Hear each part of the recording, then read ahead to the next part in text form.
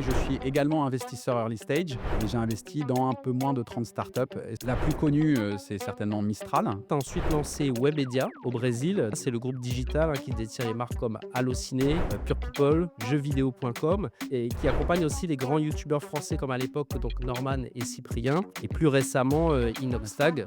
Et là, je passe 7 entretiens en 15 jours jusqu'au président de la République. Il peut créer des choses à La Réunion qui sont fondamentalement innovantes, qui sont exécutées à un niveau de classe mondiale et qui peuvent devenir des références internationales. Donc, ça a commencé par le padel, Le hangar. et là, maintenant, ça culmine avec le rachat d'une société, Chronofit Run. Tu fais un exit de combien à la fin? Je fais un exit de... Salut à tous, bienvenue dans ce nouvel épisode du podcast des entrepreneurs d'outre-mer. Alors, je suis ravi de vous accueillir dans ce nouvel épisode et je voudrais vraiment prendre 3 secondes pour vous remercier parce que vous avez été nombreuses et nombreux à nous faire des retours sur ce nouveau format vidéo. Vous avez apprécié la qualité, le contenu des derniers épisodes, donc merci de nous soutenir. Si vraiment vous voulez aussi apporter votre pierre à l'édifice de cette aventure, il y a une manière très simple de le faire. Peu importe où vous nous écoutez, que ce soit sur YouTube, Spotify, Deezer, Apple Podcasts, donc on est sur toutes les plateformes. Abonnez-vous. C'est vrai que ça prend 15 secondes pour vous et en fait pour nous ça fait toute la différence parce que vous connaissez le jeu des réseaux, des plateformes. Plus on est gros, plus on est visible et plus on est visible, plus nous ça nous permet de vous apporter des invités avec beaucoup de choses à partager, du contenu qui est riche, un endroit aussi qui est très qualitatif, puisque je vous rappelle qu'on est chez Podspace ici à La Réunion. C'est aussi grâce à eux qu'on arrive à fournir ce niveau de qualité audio, vidéo. Donc prenez ces 15 secondes pour vous abonner. Encore merci à toutes et tous. Donc je vous le disais, qu'on va aller crescendo aussi sur le contenu, la valeur. Et aujourd'hui, j'ai l'immense joie, le plaisir, l'honneur d'accueillir un nouvel invité. Alors son nom ne vous parle peut-être pas, mais vous allez voir que son parcours est extrêmement riche. Donc, je suis avec Cyril Reboul aujourd'hui. Cyril, merci d'être là, d'avoir répondu à l'invitation. Comment ça va déjà? Super bien. Ouais. Merci de m'avoir invité, Clément. Je suis vraiment ravi d'être ici. Ouais, et puis tu as vu, on est bien accueillis. Là, on a quelque chose Je te le disais avant de commencer, je suis assez impressionné par le lieu et la qualité de l'éclairage, des micros et tout. C'est vraiment génial d'avoir ça à Saint-Gilles, hein. On va revenir sur ton parcours. Alors, c'est un parcours qui est très riche. Juste, il y a une question que moi je me posais, c'est tu prends assez peu la parole. Tu vois, quand j'ai préparé cet épisode, j'ai trouvé beaucoup de contenu texte, mais assez peu de contenu vidéo ou audio. Qu'est-ce qui a fait, tu vois, qu'est-ce qui t'a donné toi aujourd'hui envie de prendre la parole sur, tu vois, ce format-là? Hem, alors, c'est plusieurs choses, mais la première, en fait, je suis à La Réunion depuis 5 ans et on pourra en parler, mais une des choses qui m'a impressionné et auxquelles je m'attendais pas en arrivant à La Réunion, c'était de voir autant de personnes et notamment dans les nouvelles générations, je dirais les moins de 40, pour presque m'inclure dedans. Mais autant de personnes animées par une énergie entrepreneuriale, et plein de gens qui démarrent des projets avec différentes ambitions et c'est pas forcément quelque chose à laquelle je m'attendais. J'étais venu à La Réunion plusieurs fois avant parce que ma femme est réunionnaise, mais donc c'est vraiment quelque chose qui m'a marqué et de voir en fait l'initiative des entrepreneurs d'outre-mer, qui, essayent de catalyser ça, au travers d'une communauté d'un côté, et maintenant d'un média pour donner de la visibilité et faire monter tout le monde en expérience et en compétences. Je trouve que c'est une initiative qui est, absolument, géniale, et ensuite j'ai regardé votre dernier épisode. J'ai été assez impressionné par la qualité de l'image, du son et de l'intervenant et donc je me suis dit que ça valait la peine d'accepter l'invitation. Ouais, écoute, trop cool. En tout cas, merci de l'avoir fait. On va revenir, tu vois, dans cet épisode sur plein de sujets. Je vais balayer quand même dans les grandes lignes ton parcours pour que nos éditeurs aussi sachent, ce que tu as fait. Donc, toi, tu as commencé chez Gameloft, à la base. Donc, c'est un éditeur, de jeux vidéo, qui est derrière des jeux assez cultes, comme, Asphalt notamment, ou en tout cas, et également, tu vois, l'adaptation sur certaines, consoles de, franchises comme Spider-Man ou bien, Prince of Persia. Ouais. Donc ça, c'est là où tu as démarré. Tu as ensuite lancé Webedia au Brésil. Donc Webedia, c'est le groupe digital, qui détient les marques comme Allociné, Pure People, jeuxvideo.com et puis qui accompagne aussi les grands youtubeurs français comme à l'époque donc Norman et Cyprien et plus récemment, Inoxtag, bon, qui est devenu incontournable. Tu as eu, tu vois, une expérience aussi en tant que conseiller économique à la présidence de la République. Alors Brève c'est expérience. ouais, vraie expérience. Avant de devenir investisseur early stage, tu as investi dans plus 20 startups, on va en Ouais. reparler, notamment Mistral. Depuis donc 5 ans maintenant, tu es installé à La Réunion, tu as lancé plusieurs initiatives autour du sport, une franchise de padel dans le nord de l'île qui s'appelle le Hangar. Tu as aussi, tu viens tout juste de racheter une Sur belle le point ouais, de tu racheter. en cours, Vous aurez on a la l'exclusivité. primeur, l'exclusivité, donc du rachat d'une boîte réunionnaise, innovante dans le monde, du coaching sportif, ça s'appelle Ouais, Chronofit Run, exactement. qu'on est assez incontournable sur les réseaux, donc je pense que tout le monde l'a vu. Donc on va revenir sur, tous ces éléments. Moi, ce que j'ai envie, c'est que évidemment qu'on passe un bon moment ensemble, mais que les gens puissent comprendre comment, tu vois, tu as eu un parcours aussi riche, qu'on parle aussi, tu vois, de la casquette d'investisseur, que ça veut dire, Ouais. de manière très concrète, démystifier un peu ce monde, qui est forcément, tu sais, relié à des sujets d'argent et cetera et dont on parle pas beaucoup et j'apprécie beaucoup parce que tu m'as dit: «Clément, on peut parler de tout sans aucun tabou». Alors je vais pas me Je gêner. le dis sans aucun tabou, je sais pas si je le dis sans aucun tabou. En tout cas, on va voilà, l'objectif, c'est vraiment de donner de la valeur et que les gens puissent sortir avec des choses très concrètes et nous donner un petit peu aussi quelques clés de compréhension. Avec un parcours, tu vois, aussi riche que ça, comment toi, aujourd'hui, tu te présentes à quelqu'un qui ne te connaît pas? Alors ma façon de me présenter a beaucoup évolué, Ouais, au ouais, au j'imagine. au au fil de ma vie. La manière dont je me présente aujourd'hui, je suis Cyril, j'ai 43 ans, je suis entrepreneur. J'ai passé une bonne partie de ma vie au Brésil, ça c'est un élément qui est important et qui est constitutif de mon identité et c'est là-bas que j'ai vécu ma première re belle aventure entrepreneuriale. Mmh. Je suis à La Réunion aujourd'hui depuis 5 ans, et où j'ai eu, c'est ça le plus important, 2 merveilleuses petites filles, qui sont nées sur cette merveilleuse île. Félicitations. Et à côté de ça, donc je développe de nouvelles aventures entrepreneuriales, mais Mmh. je suis également investisseur early stage. OK. Et j'ai investi dans un peu moins de 30 startups, essentiellement en métropole, aujourd'hui. Et ça, c'est le panorama de mes activités. OK.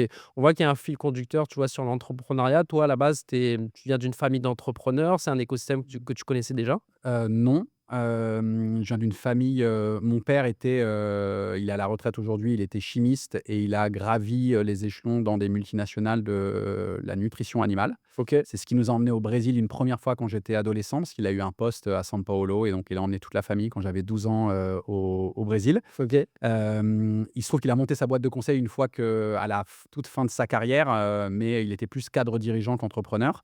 Et ma mère était fonctionnaire, au ministère de l'économie et des finances. Elle travaillait sur les sujets, liés à l'Union européenne. Mmh. Donc il y avait pas forcément une culture entrepreneuriale. Ouais, Mais je pense qu'il y avait aussi une question de génération, parce que ouais. c'était un petit peu moins à la mode, à la génération de mes parents qu'à la mienne. La preuve, c'est que mon petit frère a monté une boîte dans laquelle j'ai investi et qu'il a revendue, OK.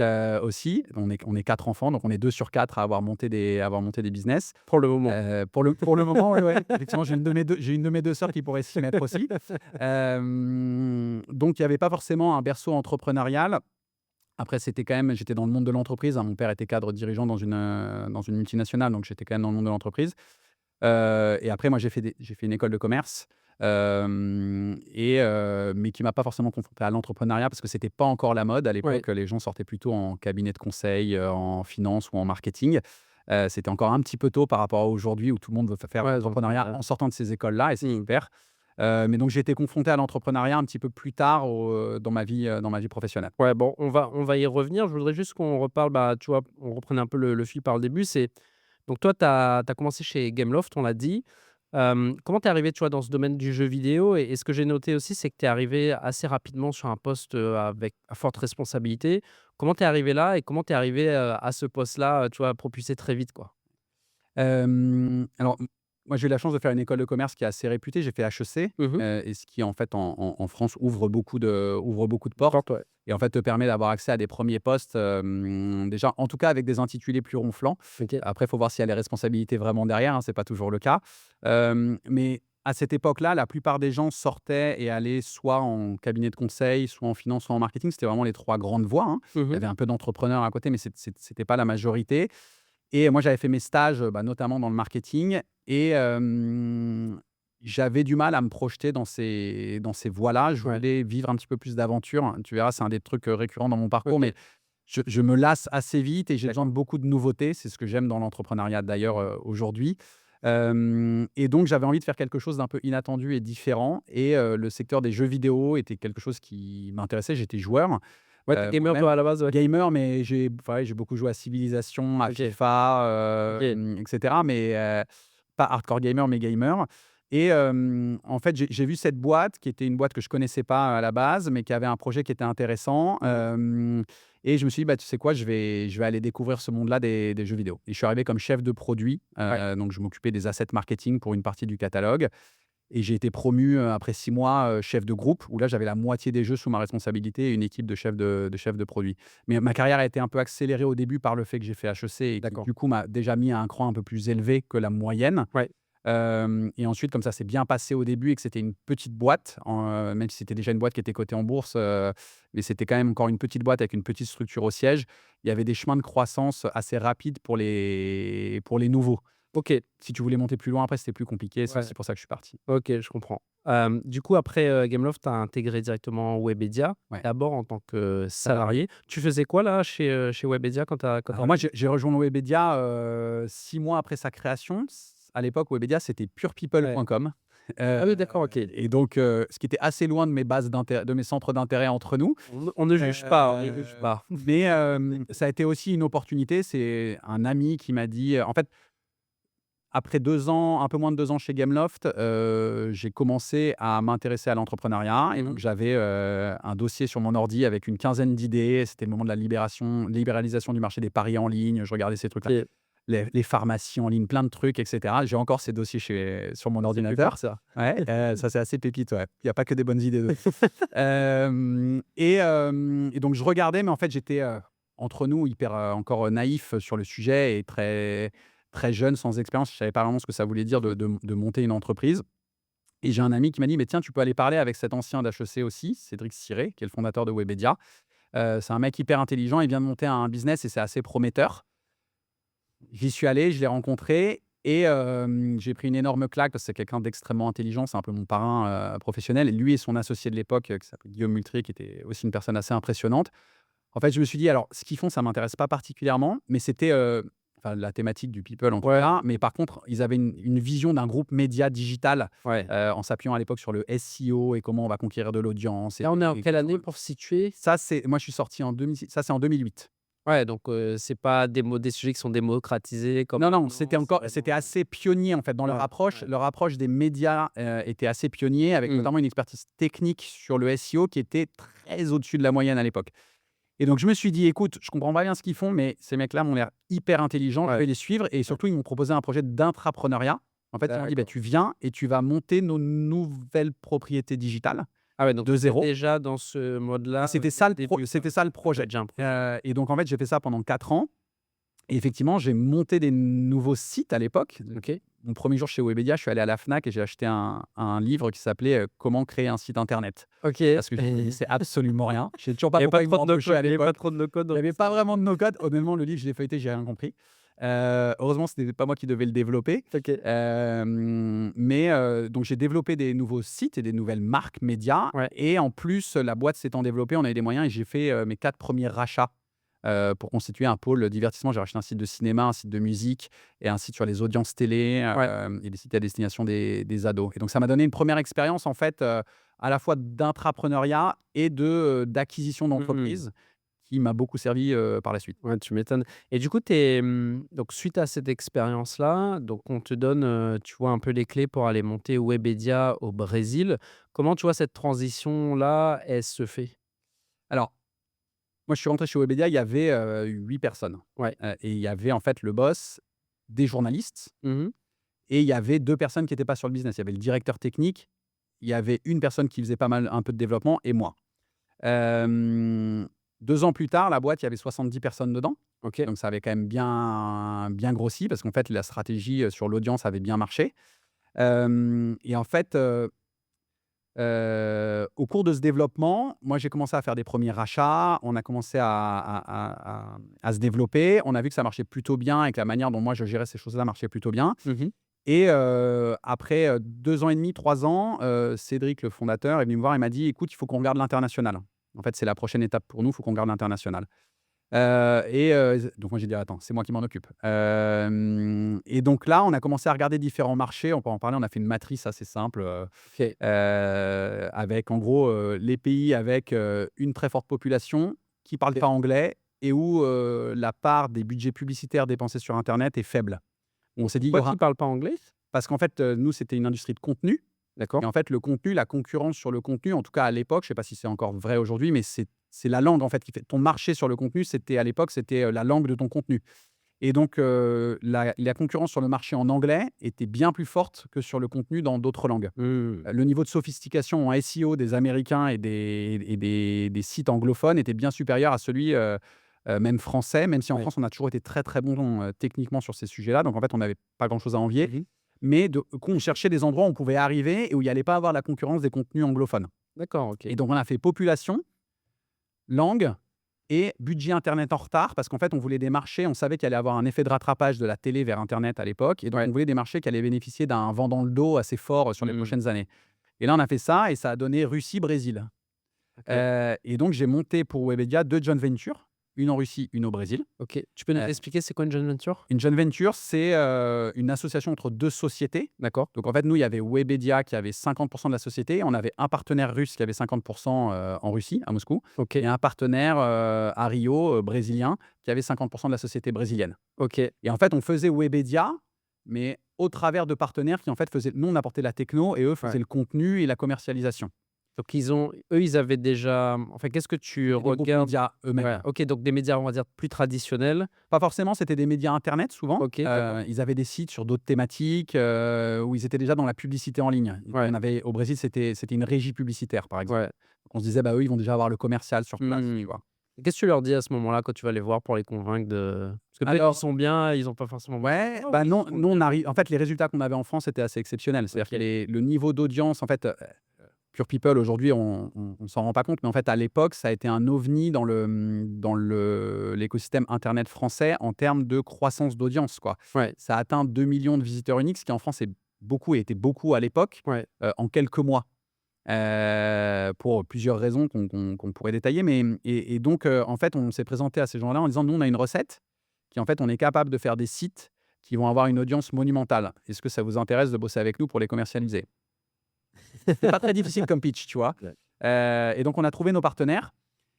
Et là, c'est moi qui me suis occupé de faire ces joint ventures et ensuite de les suivre. C'est moi qui formais les équipes brésiliennes et les équipes russes sur comment on fait le contenu, etc. Et en fait, je me suis rendu compte que c'était pas le bon modèle parce que bah, ils faisaient les choses moins bien que nous, en fait. Oui, certes, ils étaient sur place, etc. Mais en fait, les contenus étaient jamais au bon niveau en termes de précision et de SEO. OK. Et en plus, un modèle dans lequel tu as 50-50, ça a des avantages et des inconvénients, mais pour moi, ça a beaucoup d'inconvénients. OK. Bah, par exemple, quand tu travailles avec une régie publicitaire ou un groupe média qui a des propriétés sur lesquelles il a 100% et la tienne dans laquelle il a 50%, quand il va voir un client et qu'il peut vendre de la pub, s'il doit choisir, il le met là où il a 100, il ne le met pas là où il a 50. Ouais, C'est exactement. con, mais... Ah, c'est Et donc, en fait, les résultats étaient pas bons, mais quand même intéressants. Tu vois, moi, je regardais ça et je me disais, putain, mais on arrive à faire cette audience-là, alors qu'honnêtement, on travaille pas bien. Et là, il y a un truc qui s'est réveillé en moi qui est que quand j'avais 18 ans, mais je l'avais oublié, tu vois, je disais à mes amis quand on discutait de qu'est-ce que tu feras quand tu seras grand, tu vois, et moi je disais quand j'avais 18 ans, bah moi je voudrais retourner au Brésil, monter une boîte. C'est ça ce que je voudrais faire. Parce que j'avais quitté le Brésil à 18 ans, j'habitais de 12 à 18 ans. Et en fait, ce truc-là, je l'avais oublié. Et le fait de travailler avec des Brésiliens, si tu veux, a ravivé en fait cette flamme. Et je me suis dit, putain, mais en fait, ce que je veux faire, c'est ça en fait. Tu vois, je m'étais complètement éloigné de ce ouais, truc, mais l'univers me le remet devant moi en fait. Et là, je me suis dit, mais attends, je vais creuser ce marché brésilien un petit peu plus. Et j'ai fait mon étude et je me suis dit, mais en fait, il y a un boulevard. C'est-à-dire que la manière dont on fait nos contenus, nous, en France, mmh. est à un niveau d'expertise qui est 4 ou 5 fois supérieur en termes SEO. Je ne parle pas en qualité, tu vois, c'est pas le contenu plus intéressant ou moins intéressant, mais C'est quoi? C'est la technicité qui a fait la à différence? l'époque, ouais, mais aujourd'hui, Ouais. c'est moins vital. Mais en Ouais. fait, à l'époque, c'était, en fait, il fallait un bon outil de publication que les robots comprenaient bien. Il Ouais. fallait une architecture de contenu qui était facilement découvrable avec peu de profondeur. Ouais, Désolé OK. si je rentre dans la technique, et des contenus qui étaient écrits d'une certaine façon. Ouais. Ce qui est Tu un vois? peu sont les bases du SEO qu'on connaît un peu Qu'on plus connaît, ouais. maintenant, mais peut-être qu'à l'époque, Bah, c'était moins le truc, c'est qu'à accessible. l'époque, déjà, on les connaissait moins Ouais. et ça faisait une différence qu'aujourd'hui, tu peux plus faire, tu Ouais, vois? ouais. Alors Alors donc, je me suis dit, mais en fait, je regardais toutes les thématiques, tu vois? mmh Je faisais mes analyses, il y avait un outil qui s'appelait SEMrush qui existe encore aujourd'hui. Ah, ça me ouais, tout à fait. Voilà, et en fait, j'ai pris ça et je me suis fait toutes les verticales de contenu, tu vois? D'accord, La OK. santé, la cuisine, le cinéma, les jeux vidéo, et j'ai fait: «Putain, mais en fait, il faut y aller, quoi. Il Mmh. faut vraiment y aller, mais il faut pas y aller comme on y va à 50-50 comme ça, il faut y aller». Et donc là, en fait, j'ai dit à Webedia: «Mais en fait, on arrête tout, moi, je pars et je monte la boîte. Ils m'ont dit: «Eh super, mais on n'a pas l'argent, en fait». Et donc là, pendant 8 mois, j'ai essayé de moi lever des fonds pour aller faire un projet comme ça au Brésil. D'accord. Je suis arrivé jusqu'à l'association avec des Brésiliens qu'on n'a jamais signé et en fait, je voulais aller monter une copie de Webedia au Brésil Ouais. et Webedia m'a dit: «On travaillera ensemble si tu le fais». Et les Brésiliens m'ont un peu, promené en bateau, et du coup, le deal s'est jamais fait. J'ai perdu 8 mois, mais en fait, ça a été, la plus belle chose qui me soit arrivée parce qu'au bout de 8 mois, donc Cédric, le fondateur de Webedia, m'a rattrapé par le col et m'a dit: «Attends, attends, attends, attends. En fait, c'est quoi? On va le faire ensemble. On en a besoin, nous, maintenant. C'est la prochaine étape pour Webedia. Il faut qu'on montre qu'on a des filiales qui marchent. Mmh. Donc, va parler aux fonds d'investissement». Il y avait 3 VC à l'époque, donc VC Venture Capitalist, qui sont des fonds de capital risque. Mmh. C'était, donc il y avait Exange et Vintech. Vintech, c'était le principal fonds qui finançait Webedia et ils m'ont dit: «Bah, tu vas parler au partenaire de Vintech». J'avais déjà vu 2 fois dans ma vie, mais tu lui montres ton projet et tu lui montres de l'argent et s'il te le donne, tu pars au Brésil.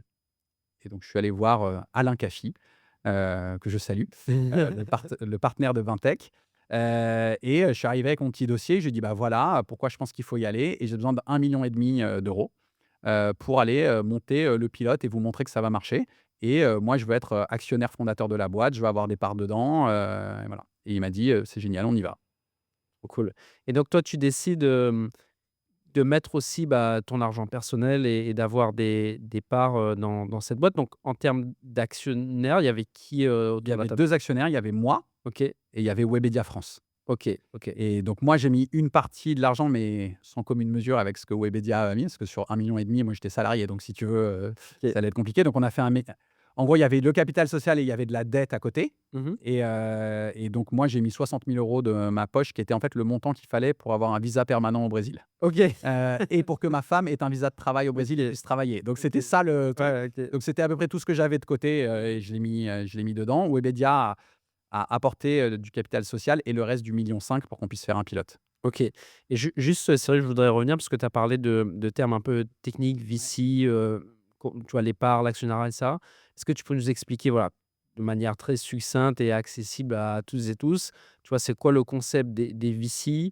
Pourquoi, tu vois, le sujet, de l'actionnariat est important pour toi aussi à ce Ouais. moment-là? Et qu'est-ce que ça implique, sur le long terme, tu vois, pour un VC qui investit, pour Webedia qui a des parts qui met, tu vois, 1,5 million? Est-ce que tu peux nous décortiquer un peu ce truc-là? Donc VC, c'est en anglais, c'est venture capital. En fait, c'est capital risque, en français. Mmh.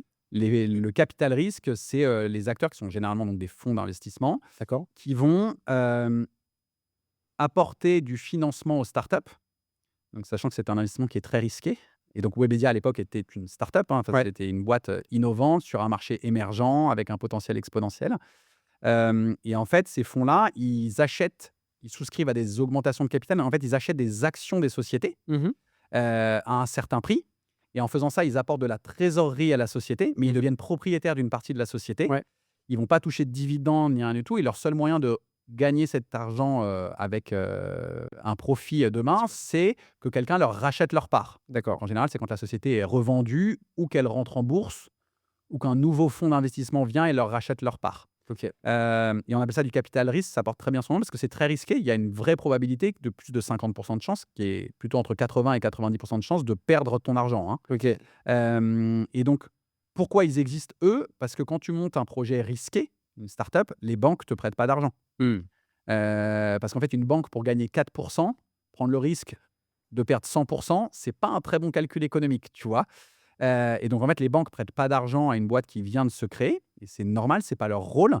Le rôle, c'est le rôle du capital risque. Donc en fait, tu vas voir alors au début, en général, tu vas voir tes amis, puis des business angels, puis des fonds d'investissement, mais Webedia était au stade fonds d'investissement et il lui disait: «Bah, tu vas prendre 15 de la société en échange de 5 millions d'euros. Et ces montants sont totalement fictifs et ces 5 millions d'euros, ils vont rentrer en trésorerie, ils vont permettre à la société de se développer demain.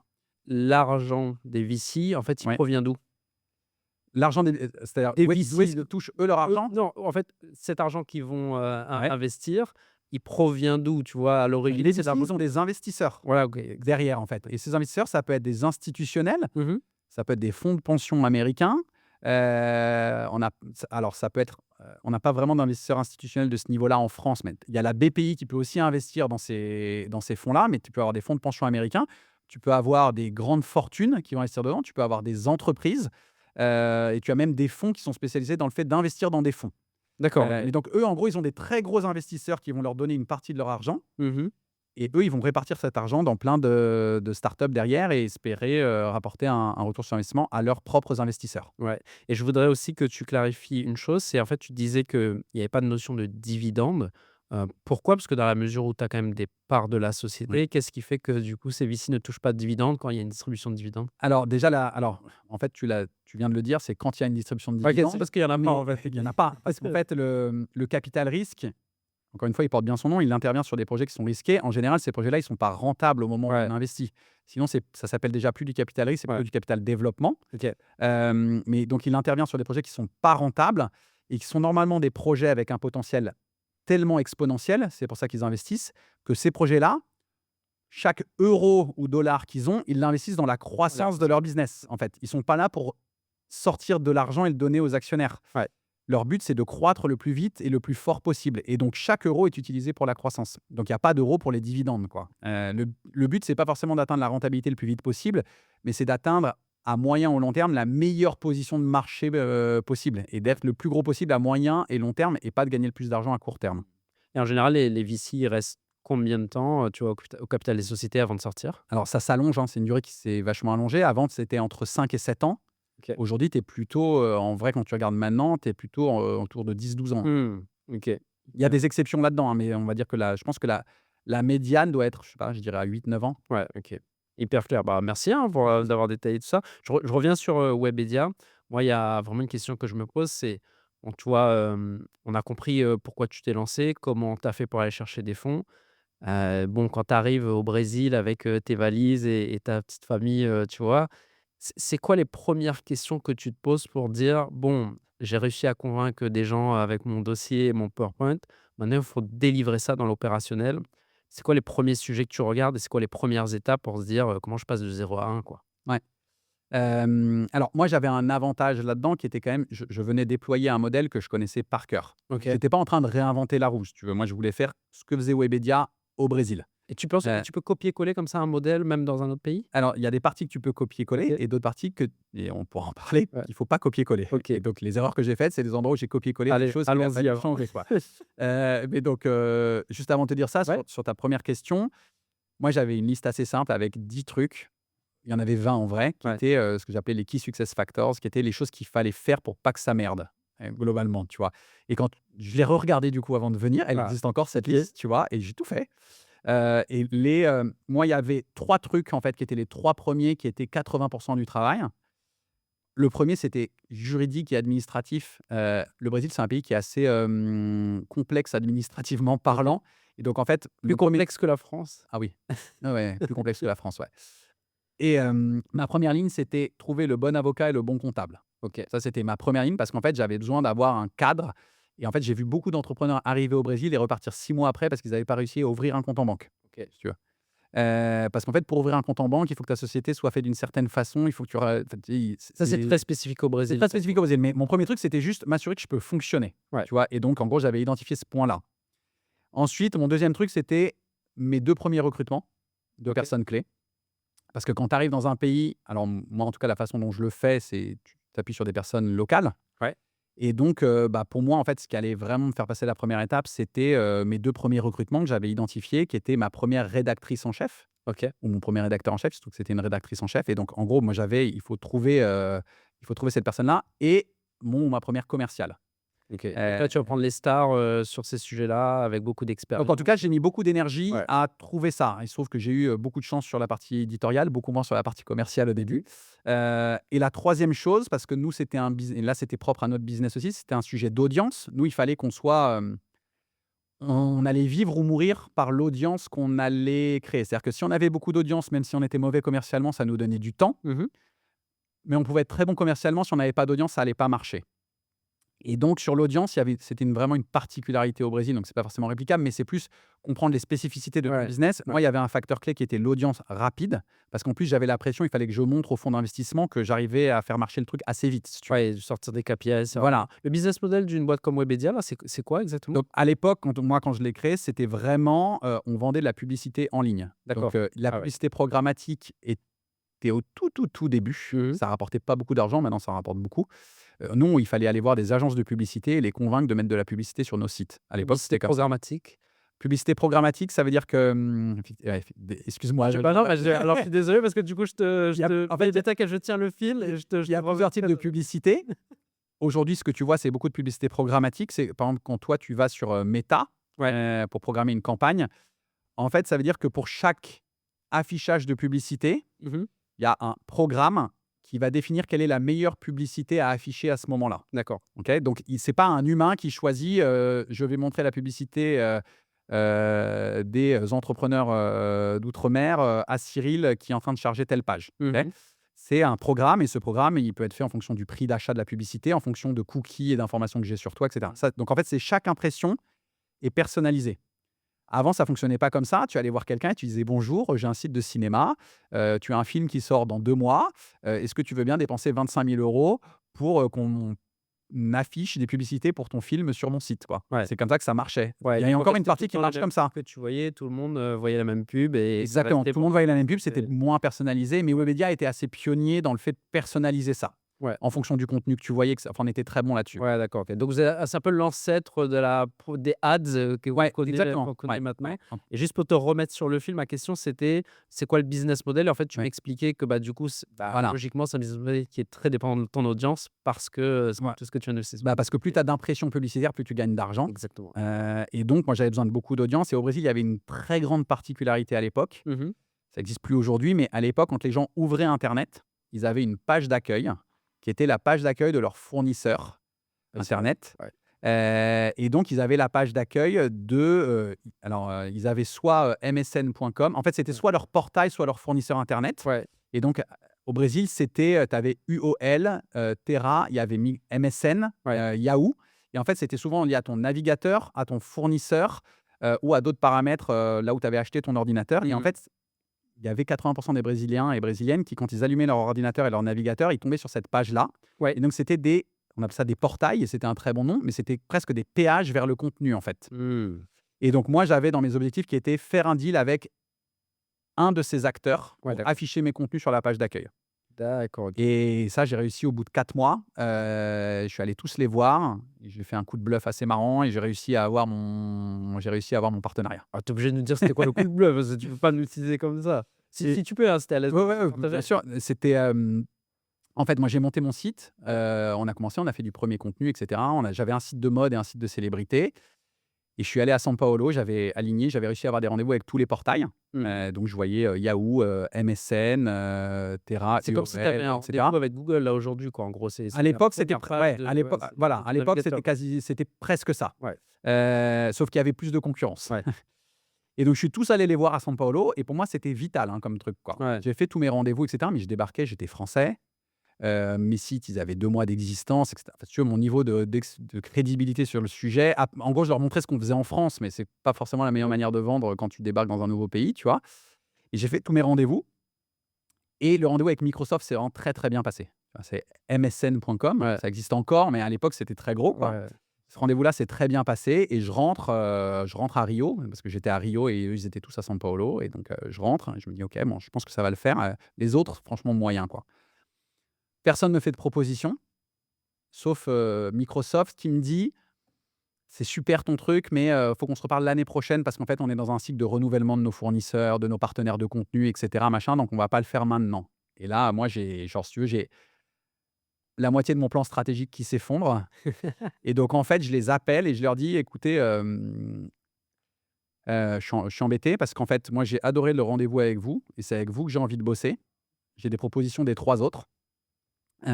Maintenant, moi, j'ai besoin que ça se fasse maintenant et donc je vais choisir un partenaire là dans les 2 semaines et je suis quelqu'un de très fidèle en affaires et donc le partenaire avec qui je travaille maintenant, c'est celui avec lequel on va travailler pour les 4-5 prochaines années. Parce que je vais m'investir pleinement dans cette collaboration. Donc soit c'est vous maintenant, soit c'est pas vous pour les 4 ou 5 prochaines années. J'avais franchement très peu de levier dans cette discussion-là. Mais il se trouve que la semaine d'après, j'ai reçu un contrat de partenariat pour commencer immédiatement et qu'on a pu le faire et que et les résultats ont été absolument dingues, quoi. C'est quoi leur intérêt à eux, tu vois, de te donner, une affiche sur, leur page, tu vois, principale ils peuvent pas le faire eux-mêmes? Alors, en fait, c'est des boîtes, notamment Microsoft, c'est une boîte tech. Ouais, Ils veulent pas de journalistes, ils veulent pas de créateurs de contenu, ouais, parce que c'est des employés, OK, ça coûte cher, c'est ouais. difficile à manager, et D'accord, cetera. OK. Eux, ils veulent rentabiliser leur rente, qui est leur page d'accueil. Ouais, Et donc, en fait, il y avait 2 choses. C'est d'un côté, ils veulent que cette page soit la plus intéressante possible, donc ils veulent les meilleurs fournisseurs de contenu parce qu'ils gagnent énormément d'argent sur cette page. À l'époque, ils gagnaient. Et 2, ils avaient un deal de partage de revenus publicitaires sur mon site après. Donc moi, je leur versais de l'argent, eux, ils m'envoyaient de l'audience, je la monétisais et je ouais. leur repassais une partie de cet C'est une argent-là. sorte d'affiliation, quoi. En fait, tu cliques sur le truc et derrière, je te Ouais, donne c'est ce qu'on appelle du revenu share, c'est OK, du partage de revenus OK, publicitaires. Donc, OK. à la fois, eux, leur page était plus intéressante Mmh. et en plus, ils gagnaient de l'argent, au passage. Et Ouais, moi, ça m'a fait le jour où on les a branchés, ouais, on a 800 000 personnes qui sont venues sur notre site. OK. Ce qui en France, ils me croyaient j'ai appelé la France Ouais, pour leur dire, «Regardez, Google Analytics». Ils ont regardé, ils m'ont dit: «Tu as fait quoi, en fait?» Parce qu'ils avaient jamais vécu ça, même en France, en fait. Parce que le ouais, Brésil, c'est 200 millions d'habitants, donc ouais, c'est ce que j'allais te dire, ouais, qu'on se rende compte et en termes de, tu vois, de montant, ouais. tu vois, 800 000 personnes qui arrivent sur ton site, ça représente quoi en termes d'argent, Ça, c'est difficile à dire parce que ça Ouais, dépend vraiment des accords publicitaires que tu ouais. as, à ce moment-là. OK, OK. Donc, c'est des centimes, hein, c'est des centimes Ouais, par personne qui vient, ouais, ou même des virgules de centimes. ouais et c'est Heu, par jour, là, quand tu dis 800 000, le c'est 1er jour, ouais. ah oui, 1 ouais, donc Ouais. si tu fais ça tous les jours, effectivement. C'est démentiel. C'est vraiment OK. démentiel. Et tu vois, juste pour qu'on comprenne l'ordre de grandeur, c'est quoi? C'est des milliers d'euros? C'est des centaines de milliers Alors, d'euros? à l'époque, Dizaines nous, on de n'était millions? pas bons commercialement, donc moi, ça représentait pas énormément d'argent, mais Ouais, ce que ça représentait, c'était une preuve hyper forte que notre modèle ouais, marchait OK. pour, moi, dire au fonds d'investissement: «Regardez, il faut me donner plus d'argent pour me développer». D'accord, OK. C'était avant tout ça. Là, ça représentait, sur la journée, c'était des petits milliers d'euros, Mmh. parce qu'on n'était pas encore bon commercialement. Mais Ouais. une fois que tu es bon commercialement, chaque visite rapporte un petit peu plus Mmh. et là, ce genre de chiffre, ça représente des dizaines puis des centaines de milliers d'euros, quoi. OK. Hyper, hyper clair. Je voudrais juste revenir sur un point très rapidement, c'est sur tes 2 recrutements clés là. Ouais, Tu sais, je trouve qu'on parle assez peu de ces premiers recrutements là, parce que là, quand tu montes une c'est boîte, en fait, c'est exactement la c'est même le plus chose. important. Qu'est-ce que tu regardes toi, tu vois, de manière, assez rapide? C'est quoi les points clés que tu regardes chez ces personnes-là, au-delà de leurs, compétences techniques, voilà, qui sont assez évidentes, mais tu vois, c'est quoi les points qui te font dire: «OK, c'est la bonne personne, il faut que je recrute ces 2 personnes-là»? Et qu'est-ce qui a fait que tu t'es planté d'ailleurs sur un des Ouais, recrutements? bah, là, ce qui était particulier, c'est que moi, j'arrivais vraiment avec mon ordinateur et de l'argent, mais personne ne me connaissait sur place, Ouais, tu vois? Et donc, moi, ce que je regardais, donc je regardais effectivement l'expertise technique, si tu veux, et donc ça, c'est l'expérience et ouais, puis quelques tests que tu peux mettre en place. Mais après, moi, je cherchais surtout un état d'esprit ouais, qui était parce que moi, j'allais recruter donc des gens qui travaillaient dans des, journaux. Tu vois? La rédactrice en chef que j'ai recrutée, elle travaillait dans un journal papier. Elle était pas formée elle connaissait pas internet, hein, mmh, mais tout le monde m'a dit: «C'est la meilleure», dans le contenu. Les commerciaux, j'ai pris des gens qui travaillaient déjà soit en agence, soit pour, des médias. Et moi, je devais les convaincre de venir me rejoindre juste sur, «Ma belle gueule, bah, viens travailler avec moi, tu vas voir, ça va vraiment lâche ton CDI, dans un groupe, dans une boîte que tout le monde connaît au Brésil, ouais, pour venir bosser avec un Français un peu taré qui débarque», tu vois? ouais, Et donc en fait, ce que je cherchais, c'était vraiment un état d'esprit. En fait, je savais que c'était des gens qualifiés ouais, parce que, leur CV et les feedbacks que j'avais pris, mais je cherchais des gens qui étaient prêts à prendre le risque et en fait, qui voyaient en ça, sans exagérer, l'opportunité de leur vie, en fait, à ce OK. moment-là. Mmh. Et donc je cherchais des gens qui venaient en se disant: «Mais en fait, c'est ce truc-là qui va me faire passer moi du stade de, salarié dans une boîte où en fait je peux monter des échelons petit à petit à, personne absolument clé dans une boîte qui va exploser demain». Et donc Mmh. je voulais des gens qui me faisaient sentir qu'ils y croyaient, quoi, Ouais, et qu'ils allaient se donner, à l'époque en tout cas corps et âme pour que ça marche, quoi. OK, donc un bon recrutement sur 2, c'est un 1 sur bon 2. ratio. Ouais, 1 sur 2. Qu'est-ce qui a fait que tu t'es planté sur le second? Les commerciaux, c'est difficile à recruter, hein, Ouais, parce on que est c'est des d'accord, ouais. commerciaux. On est Donc en d'accord, fait, c'est ils sont tous super bons en entretien, tu vois? Parce que c'est leur métier. Et donc en fait, j'ai recruté un premier directeur commercial, on a fait 0 € de chiffre d'affaires par lui en 8 mois, quoi. ouais. Mais parce que moi, je trouve que recruter des commerciaux, c'est ce qu'il y a de plus difficile. Ouais. Et donc, j'ai pris quelqu'un il avait été exceptionnel. J'en avais vu 6. Sur les 6, il y en avait un que je voulais absolument prendre, mais qui était pas dispo, qui m'avait vu et ce qui est devenu mon bras droit 2 ans plus tard.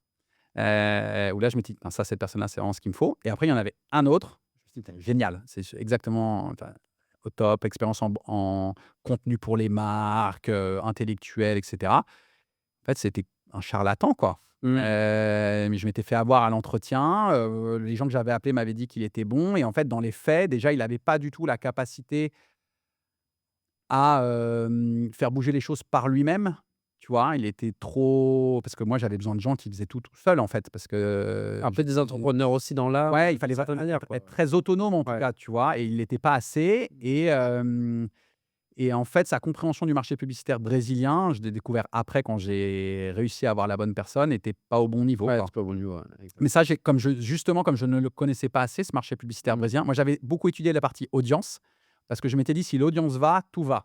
Mmh. On aura toujours le temps de comprendre comment il faut vendre, tu vois?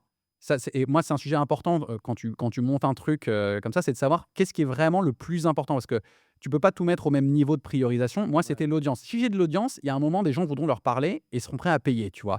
Il faut juste ça me laisse le temps de le trouver. Par contre, tant que j'ai pas d'audience, j'ai pas de business Ouais. et donc j'avais pas suffisamment bossé le marché, de la pub brésilien et en fait, j'y comprenais rien en arrivant et donc j'ai recruté quelqu'un qui comprenait, pas beaucoup plus et qui m'a baladé pendant 8 mois. Ouais, mais tu as quand même réussi à tenir la boîte pendant 8 mois sans faire de Ouais, mais j'ai revenus. cramé de l'argent, du coup. Ouais, ouais, je OK et donc très clair sur cette partie-là. Hem, du coup, ça finit quand même par, fonctionner au bout d'un moment, parce que ça dure quand même 6 ans, Ouais. cette aventure-là. C'était quoi un peu les déclics qui ont fait, que tu passes de «ça marche pas»? Est-ce que tu vois, est-ce que c'est 0 ou 1 ou est-ce que c'est quelque chose qui est progressif? Est-ce que tu peux Ouais. l'expliquer ou pas forcément?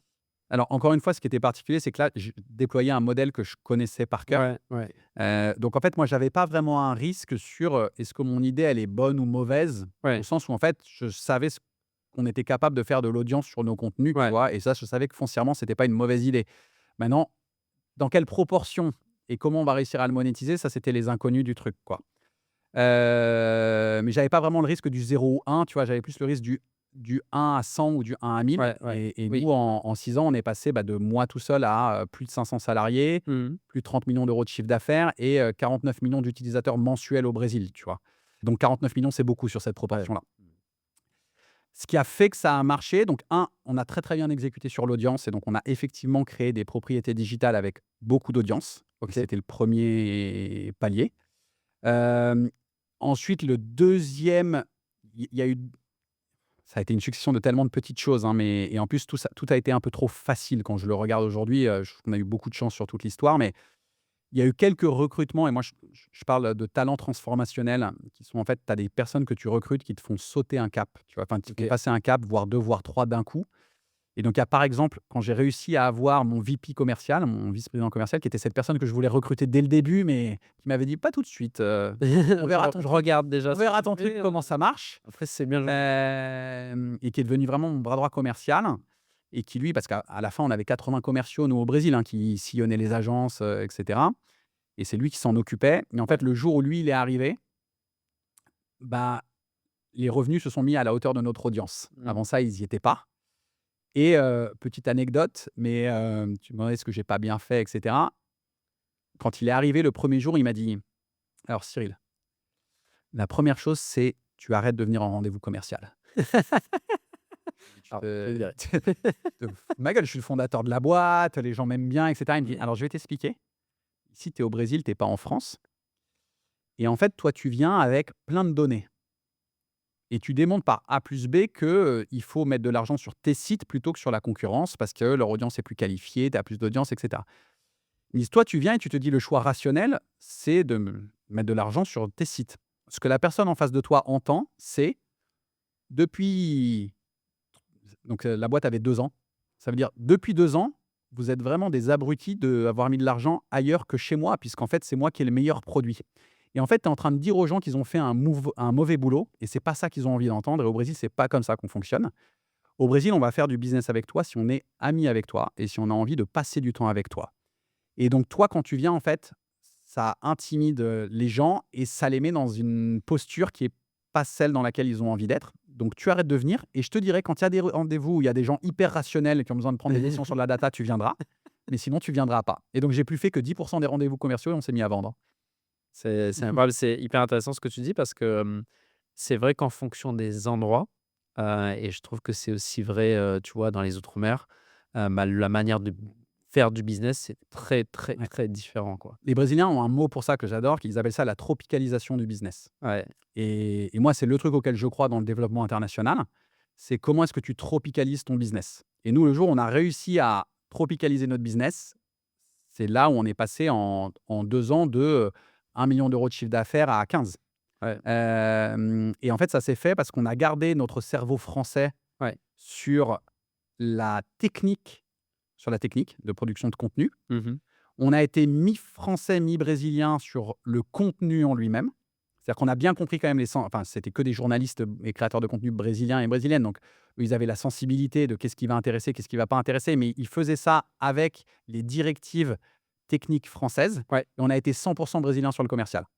OK. Et là, ça a été vraiment le mix qui a été, enfin, un succès au-delà de tout ce que moi j'attendais, quoi. Alors j'interromps 30 secondes cet épisode, juste pour remercier, Podspace Réunion qui nous accueille et qui sponsorise ce podcast. Podspace, c'est vraiment l'endroit à La Réunion où vous pouvez aller pour créer du contenu vidéo, du podcast et l'avantage en fait, c'est que vous avez vraiment un service clé en main, donc le montage, et tout le contenu avec du matériel professionnel. Donc merci encore à Podspace de nous accueillir sur cet épisode et de nous accompagner dans cette aventure. Il y a, tu vois, pour faire la transition, tout ça, moi, je suis assez convaincu que, tu vois, quand tu décryptes un petit peu tous les business, toutes les boîtes, il y a toujours un peu 3 piliers qui sont importants. Le delivery, donc le produit ou le service que tu proposes. Là d'où tu viens, généralement, c'est là où les entrepreneurs sont à l'aise, parce que c'est leur expérience, c'est leur expertise. Deuxième pilier, c'est le commerce, c'est ce que tu viens de dire et c'est ça, en fait, qui te fait passer réellement un cap. C'est quelque chose qui est sous-estimé et qui est un peu mal aimé. C'est le commerce, généralement, on n'aime pas trop. Et le troisième, c'est, pour moi, la gestion, tu vois, financière, Ouais. administrative, day-to-day. Juste pour, finir sur cette expérience de Webedia Brésil, c'est quoi le day-to-day, tu vois, d'un CEO? Tu vois, une fois que la boîte, elle tourne, tu vois, en tant que CEO d'une boîte qui fait 500 employés, 30 millions de revenus, c'est quoi tes responsabilités au quotidien et ton day to day? Sur quoi tu te focalises, mis à part les parties commerciales où on veut bien de toi? Tu vois, qu'est-ce qui occupe ton quotidien quand ta boîte est à ce niveau-là, Ouais. quoi? Alors moi, la manière dont j'utilisais mon temps, je le divisais entre quelques blocs. Ouais, Moi, j'avais, un bon tiers de mon temps qui était dans le pilotage avec alors il se trouve que quand on était 500, la boîte, elle était structurée avec, des business units. En fait, ouais, j'avais divisé la boîte en différentes activités ouais. et il y avait, des chefs sur chacune de ces activités, enfin des personnes en tout cas qui étaient responsables, quoi. Mmh. Et en fait, moi, tous les jours, je me réunissais avec un ou 2 de ces personnes-là et leurs équipes clés et on avait des revues du business, ensemble qui étaient, «Qu'est-ce qu'on a fait depuis la dernière fois? C'est quoi les problèmes qu'il faut régler? C'est quoi nos plans de développement? Comment Mmh. on avance?» Et donc moi, j'avais une routine et que je remets en place maintenant dans chacune des entreprises dans lesquelles, je suis, opérationnel, qui était vraiment du pilotage avec les gens et c'est un truc que je fais pas mal, qui est d'organiser la réflexion et le travail tout au long de la vie d'un projet ou d'une boîte. Mmh. Donc moi, je mettais du temps là-dedans et en fait, je fournissais un cadre. En fait, c'était juste je fournissais un cadre aux gens et j'animais ce cadre-là OK. et en fait, qui mettait un rythme dans le travail et qui s'assurait qu'on s'occupait à la fois du quotidien, sans oublier le moyen et le long terme. Ouais, donc c'est un Ouais. mélange de stratégie et en même temps de gouvernance, Ouais, exactement, opérationnelle, quoi. exactement et de communication. Parce que Ouais, moi, j'avais à 500, je peux te dire que les problèmes de communication qu'on avait dans la boîte étaient ouais, démentiels ouais, et en fait, le fait de réunir ces gens-là avec une certaine fréquence, faisait qu'il y avait un moment où on savait qu'on allait se parler ouais, et en fait, où on faisait redescendre la pression sur tous les ouais. trucs, et tout. Donc, moi, j'avais un bon tiers de mon temps qui était là-dessus. J'avais un tiers de mon temps qui était vraiment sur le développement et la stratégie. En fait, moi, je pensais, comme j'étais un peu hors de l'opérationnel, je pensais à: «Qu'est-ce qu'on fait demain?» Et donc, je me renseignais, je parlais avec des gens, je faisais de la recherche et ça, moi, c'est un truc que j'adore et je réfléchissais à c'est quoi notre prochain mouvement en fait là-dessus. Aussi sur la base de tout ce qui remontait de la boîte dans ces différents comités que j'avais mis en place. Donc j'avais à peu près un tiers de mon temps, là-dessus. Et après le reste du temps, il était partagé entre du commercial encore sur certains clients hyper rationnels sur lesquels il y avait encore besoin de moi. Il y a besoin de Donc data. notamment L'Oréal, notre plus gros client, au Brésil. En fait, moi, j'étais bon avec les L'Oréal, Procter& Gamble, Johnson& Johnson. Ceux-là, ils m'aimaient bien, tu vois? Ouais, OK. Et donc là-dessus, j'avais encore un rôle, parce que déjà, j'adorais leur parler et ils aimaient bien que je vienne aussi et donc les équipes me demandaient de venir. Mmh. J'avais un petit peu de temps là-dessus et le pilotage financier de la boîte. Et donc là, avec mon directeur, financier, avec, ma directrice des RH, et cetera. Bah, là, c'était plus, les chiffres, est-ce que tout va bien, les reporting, et cetera. Mais ça me prenait pas beaucoup de temps Ouais. et ça, j'avais beaucoup de chance parce qu'en fait, mon actionnaire, c'était Webedia. On était dans une confiance, très, très grande et donc on était très léger sur le reporting, OK. et tout, quoi. En fait, le reporting, c'était pour moi, c'était moi ce dont j'avais Ouais, c'est besoin et je leur piloter, ouais, communiquais, quoi. toi-même, Voilà. d'étudier, être sûr Ouais. qu'on va pas dans le mur, quoi. Hyper intéressant. J'ai l'impression qu'on pourrait faire un épisode de podcast sur tout ça, mais je vais avancer parce que je sais qu'il y a pas mal de choses encore, sur ça. Juste, tu revends tes parts, toi, de Webedia au En bout de 6 2018. ans. Ouais. Donc tu décides de partir. Qu'est-ce qui fait que tu pars? Tu as l'impression d'avoir fait le tour? Tu as envie de voir autre chose? Il y a plusieurs choses. La première, c'est que j'étais crevé. OK. Après 6 ans, les 6 ans au Brésil, on est passé de 0 à 500 personnes. Ouais, J'ai racheté 6 sociétés au Brésil, je les ai intégrées. ouais. Hem, C'était un stress continu, en fait, après 6 ans, j'avais besoin de faire un break. Moi, personnellement, même pour ma santé mentale, j'avais besoin Ouais. de m'arrêter, en fait, et de me décharger de responsabilités, d'un coup. Je suis une personnalité assez anxieuse, hein, et donc en fait, j'avais besoin de me reposer. Hem, Ensuite, j'avais l'opportunité de le faire parce qu'en fait, j'avais un deal qui me permettait de revendre mes actions à ce moment-là, à des conditions qui étaient assez avantageuses. Enfin avantageuses, qui étaient normales, mais qui étaient, à mes yeux, intéressantes. Et donc j'avais l'occasion de vendre. Donc je me dis: «Bah, quand tu as l'occasion de toucher de l'argent, c'est pas tous les jours dans ta vie que tu peux toucher, ces montants-là, donc je vais les vendre». Et il y avait un truc, c'est que je prenais plus vraiment de plaisir aussi dans ce que je faisais. En fait, moi, j'ai adoré le 0 à 200. Le 200 à 500 en termes de salariés notamment, je l'ai beaucoup moins aimé OK. et le matin, je me réveillais, en fait, j'ai eu des choses malgré moi qui se sont développées, des logiques de politique, dans la Mmh. boîte et cetera, qui sont des trucs que je déteste Ouais. et au moment où c'est dans ta boîte que ça se passe, c'est un peu difficile à vivre et donc en fait, j'avais besoin aussi d'aller faire autre chose, tu vois? Bon, tu m'as lancé sur la politique, du coup, je switch. Juste simplement, j'aimerais, te poser cette question parce que tu m'as dit qu'on pouvait en parler. C'est donc tu disais que tu avais mis 60 000 € au Ouais. début. Tu fais un exit de combien à la fin? Je fais un exit de plusieurs millions d'euros, OK, plus de 2, moins de 10. OK, Mais un exit de plusieurs millions d'euros à ce moment-là. OK. Ouais. Et quand tu vois, quand tu fais un multiple comme ça, hem, c'est quoi tes réflexes, tu vois, de dire: «Bah, OK, j'ai plusieurs millions d'euros sur mon compte à un instant Mmh. T». Déjà, qu'est-ce qui fait que Ça fait assez bizarre. tu deviens pas fou? Et tu vois, de manière, très rationnelle, parce que c'est un peu ce qui ressort aussi de Ouais, ton profil, qu'est-ce que tu te dis à ce moment-là? Comment j'investis? Qu'est-ce que je fais de cet argent? ouais. Est-ce que je vais en boîte et j'achète un tu vois, c'est quoi un peu qu'est-ce qui se Ouais. passe dans ton cerveau à ce moment-là? Je fais plein de conneries, hein, mais par contre, il y a un truc que j'ai plutôt bien fait, c'est que la première chose que j'ai faite, c'est que j'ai pris les 2 tiers de l'argent et je l'ai mis dans des investissements très long terme auxquels je peux pas toucher. OK. Et donc je me suis dit: «En fait, les 2 tiers, ça doit rendre, des intérêts ou à la revente, mais c'est des, 7 à 15 ans». Et donc j'ai mis les 2 tiers de mon argent là-dedans en me disant: «Au moins, si tu fais des conneries, il te restera toujours les 2 tiers». Mmh. Donc ça, c'est la première chose que j'ai faite OK. et donc après, il me restait un tiers et sur ce tiers, qu'est-ce que j'ai fait? On est parti 3 mois au Japon avec ma femme, mais ça a pas consommé beaucoup de ce qui restait, mais c'était une expérience assez folle et là, je me suis dit: «Bah, là-dessus, je vais faire des choses plus risquées» et donc j'ai commencé à investir dans des startups à ce moment-là, Ouais. avec diverses fortunes.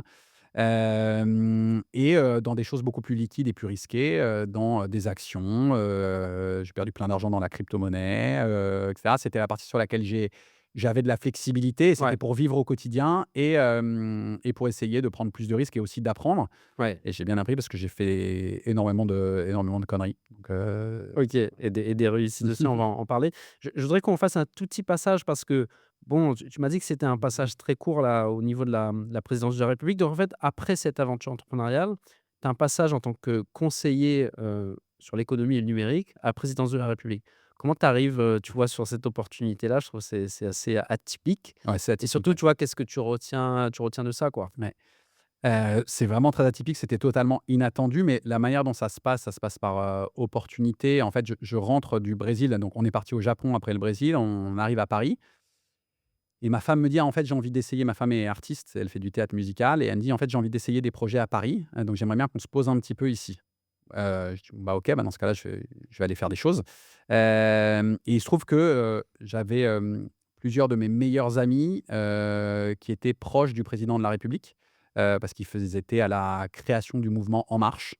Et donc, bah, moi, j'ai commencé à mettre des déjeuners avec tous mes amis, quoi, en disant: «Bah, voilà, j'arrive, je suis plein d'énergie, présentez-moi des gens intéressants pour remonter une boîte», quoi. C'était Mmh. plutôt Ouais, globalement c'est ça. plutôt ça, ouais. Mais je vais déjeuner donc à l'Élysée chez des amis qui travaillaient et on discute et il y en a un qui me dit, «Mais tu sais, si ça t'intéresse, en ce moment même au cabinet du président de la République à l'Élysée, ils recherchent, un profil qui vient du privé avec une, coloration internationale pour un poste qui va se libérer, sur, attractivité, export», parce qu'il y avait aussi ça dans le portefeuille. Ouais. C'était, conseiller, attractivité, export et économie numérique. C'est assez large comme, portefeuille. Et donc ils me disent: «Bah, économie numérique, enfin toi tu viens du digital, export, tu as habité, au Brésil, attractivité, toi tu as été investisseur dans un pays étranger. Franchement, est-ce que tu veux qu'on mette ton CV?» Ils ont commencé les entretiens. «Est-ce que tu veux qu'on mette ton CV dans la pile de candidats, quoi?» Parce que c'est des postes qui sont pas vraiment publics, en fait. Ouais. D'ailleurs, ça m'a toujours étonné que ces postes-là soient pas plus publics, mais je me dis: «Bah, franchement, je suis obligé d'essayer», tu vois? Enfin, je suis obligé d'essayer, quoi, Pour sinon l'instant, au moins, quoi. tu vois? Et donc je mets mon CV et là, je passe 7 entretiens en 15 jours et jusqu'au président de la République et on me fait une proposition et c'était pas du tout prévu et là, je me dis: «Mais si j'y vais pas, je vais regretter toute ma vie, je vais me demander comment c'est». Ouais, comment c'était, ouais. En plus, ça rejoignait moi, je venais de vendre ma boîte, j'avais gagné un peu d'argent et donc je m'étais dit: «Bah, maintenant, autant mettre mon énergie, au service, de quelque chose de plus collectif que ce que j'ai fait Mmh. jusqu'ici». Et donc je me dis: «Bah, c'est parfait comme endroit», tu vois? Je vais aller là, puis je vais faire des choses bien, quoi. Mais c'était pas du tout prévu et du coup, j'y suis allé de manière un peu inconsciente aussi, et avec une compréhension assez superficielle de qu'est-ce que c'est que le rôle de conseiller du président de la République et je me suis vite rendu compte en 2 jours que c'était pas du tout ma place, quoi. OK, d'accord. Du coup, tu Heu, pars, assez du rapidement coup, de je suis parti au bout de 4 mois. J'ai démissionné 3 fois en 4 mois, hein, mais la 3e démission a été acceptée. Il y a un moment où j'ai dit: «En fait, ah oui, parce qu'en fait, tu avais démissionné et ça avait pas j'ai été démissionné à 2 mois, j'ai démissionné à 3 mois, j'ai redémissionné à 4 mois». ah oui, d'accord. Mais les 2 fois, ça a été on m'a dit: «Non, non, mais reste, on va adapter» et cetera. Ouais, Après, c'était parce que c'était plus un sujet personnel où moi, je me sentais pas compétent pour faire ce job-là, en fait ouais, ouais. et j'estimais que c'était des responsabilités trop importantes pour qu'on mette quelqu'un qui se sente pas compétent Ouais, dessus, quoi. OK. Donc je suis parti. Ce que j'en garde donc ça a été particulier parce que ça a été 4 mois. Ça a été d'une intensité absolument lunaire, hein, parce que tu bosses vraiment entre 70 et 80 heures par semaine. Enfin, tu sais, j'ai même du mal à m'en souvenir parfois tellement c'était intense, en fait, Ouais. comme une espèce de trou noir de 4 mois, quoi. Ce que j'en garde alors j'ai appris des choses sur moi et sur la politique. Sur moi, j'ai déjà appris quelque chose de très important qui est que moi, je suis pas bon quand je suis dispersé entre les sujets. OK. Moi, je suis quelqu'un qui a besoin, de temps pour comprendre les choses et pour, exploiter son potentiel. J'ai besoin de passer du temps sur les trucs et le poste de conseiller en cabinet, c'est un poste où tu vois franchement entre 60 et 80 sujets dans la journée, en fait. Mmh. Et moi, en fait, il y a des gens qui sont câblés comme ça, mais moi, en plus, j'arrivais avec une dette énorme qui était que j'avais habité à l'étranger pendant les 5 dernières années. Je connaissais rien à la politique Ouais, et à l'économie l'actualité, française, donc j'avais tout à apprendre et je connaissais rien à l'administration. Donc si tu veux, en fait, la courbe d'apprentissage était comme ça. ouais. Et moi, je suis quelqu'un qui a beaucoup de mal avec le syndrome du débutant, si tu veux. Enfin, c'est-à-dire que enfin, j'aime pas me sentir, compétent ou bon sur quelque chose et Mmh. en général, la manière dont je compense, c'est que je travaille, plus. Sauf que là, j'avais juste pas le temps, en fait, de travailler plus pour rattraper et je me suis dit: «Mais» donc j'ai appris ça sur moi, c'est qu'en fait, j'ai quand même besoin de moins de sujets pour être bon. Hem Et après sur la politique, 2 choses. Alors moi, j'en suis déjà ressorti avec une admiration, énorme pour les gens qui font ce métier-là. Parce qu'en fait, ils sont pas câblés comme moi et je suis incapable de le faire et j'ai vu des gens, être capable de passer d'un sujet à l'autre dans la journée avec un niveau de profondeur de réflexion. Le plus impressionnant là-dedans, c'est Alexis Kohler qui était, secrétaire général de l'Élysée, mais vraiment, enfin, c'est scotchant quand tu rencontres des gens, aussi intelligents et sur autant de sujets. Donc, Mmh. beaucoup d'admiration pour les gens qui sont capables de faire ce métier, parce que moi, j'en suis pas capable. Et ensuite, de l'admiration aussi pour une autre raison qui est que c'est hyper dur enfin, c'est d'une frustration maximale pour moi, entrepreneur, hein. C'est qu'en fait, la politique, c'est pas faire ce que tu veux, mais c'est faire ce que tu peux. Ouais. Dans le sens où on est toujours là en train de se dire: «Mais pourquoi ils font pas ci? Pourquoi ils font pas ça?» Mais en fait, ils font pas ci et pas ça parce qu'en fait, il y a pas de consensus là-dessus.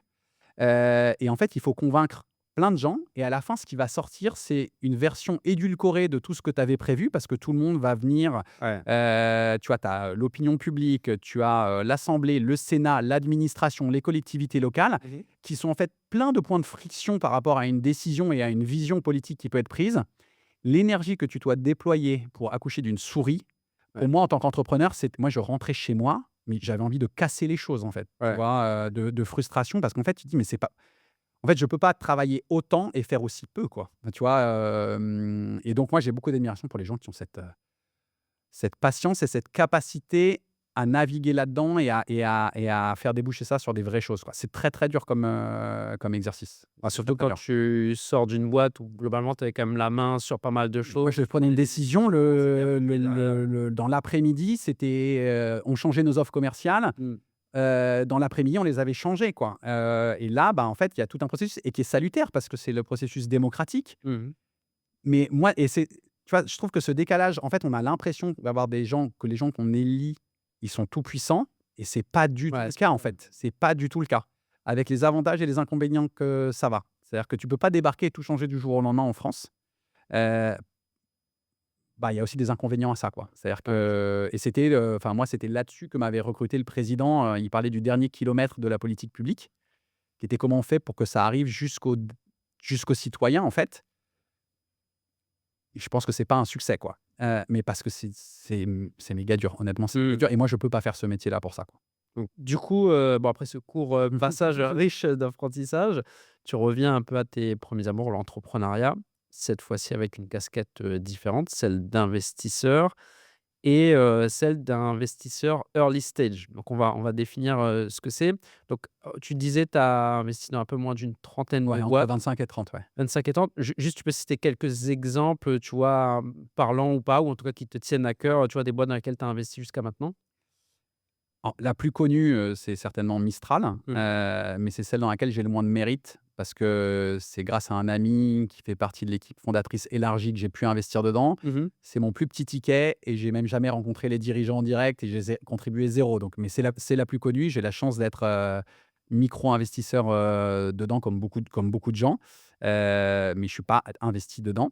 Les autres sont significativement moins connus du coup, mais c'est difficile de faire aussi connu que Mistral.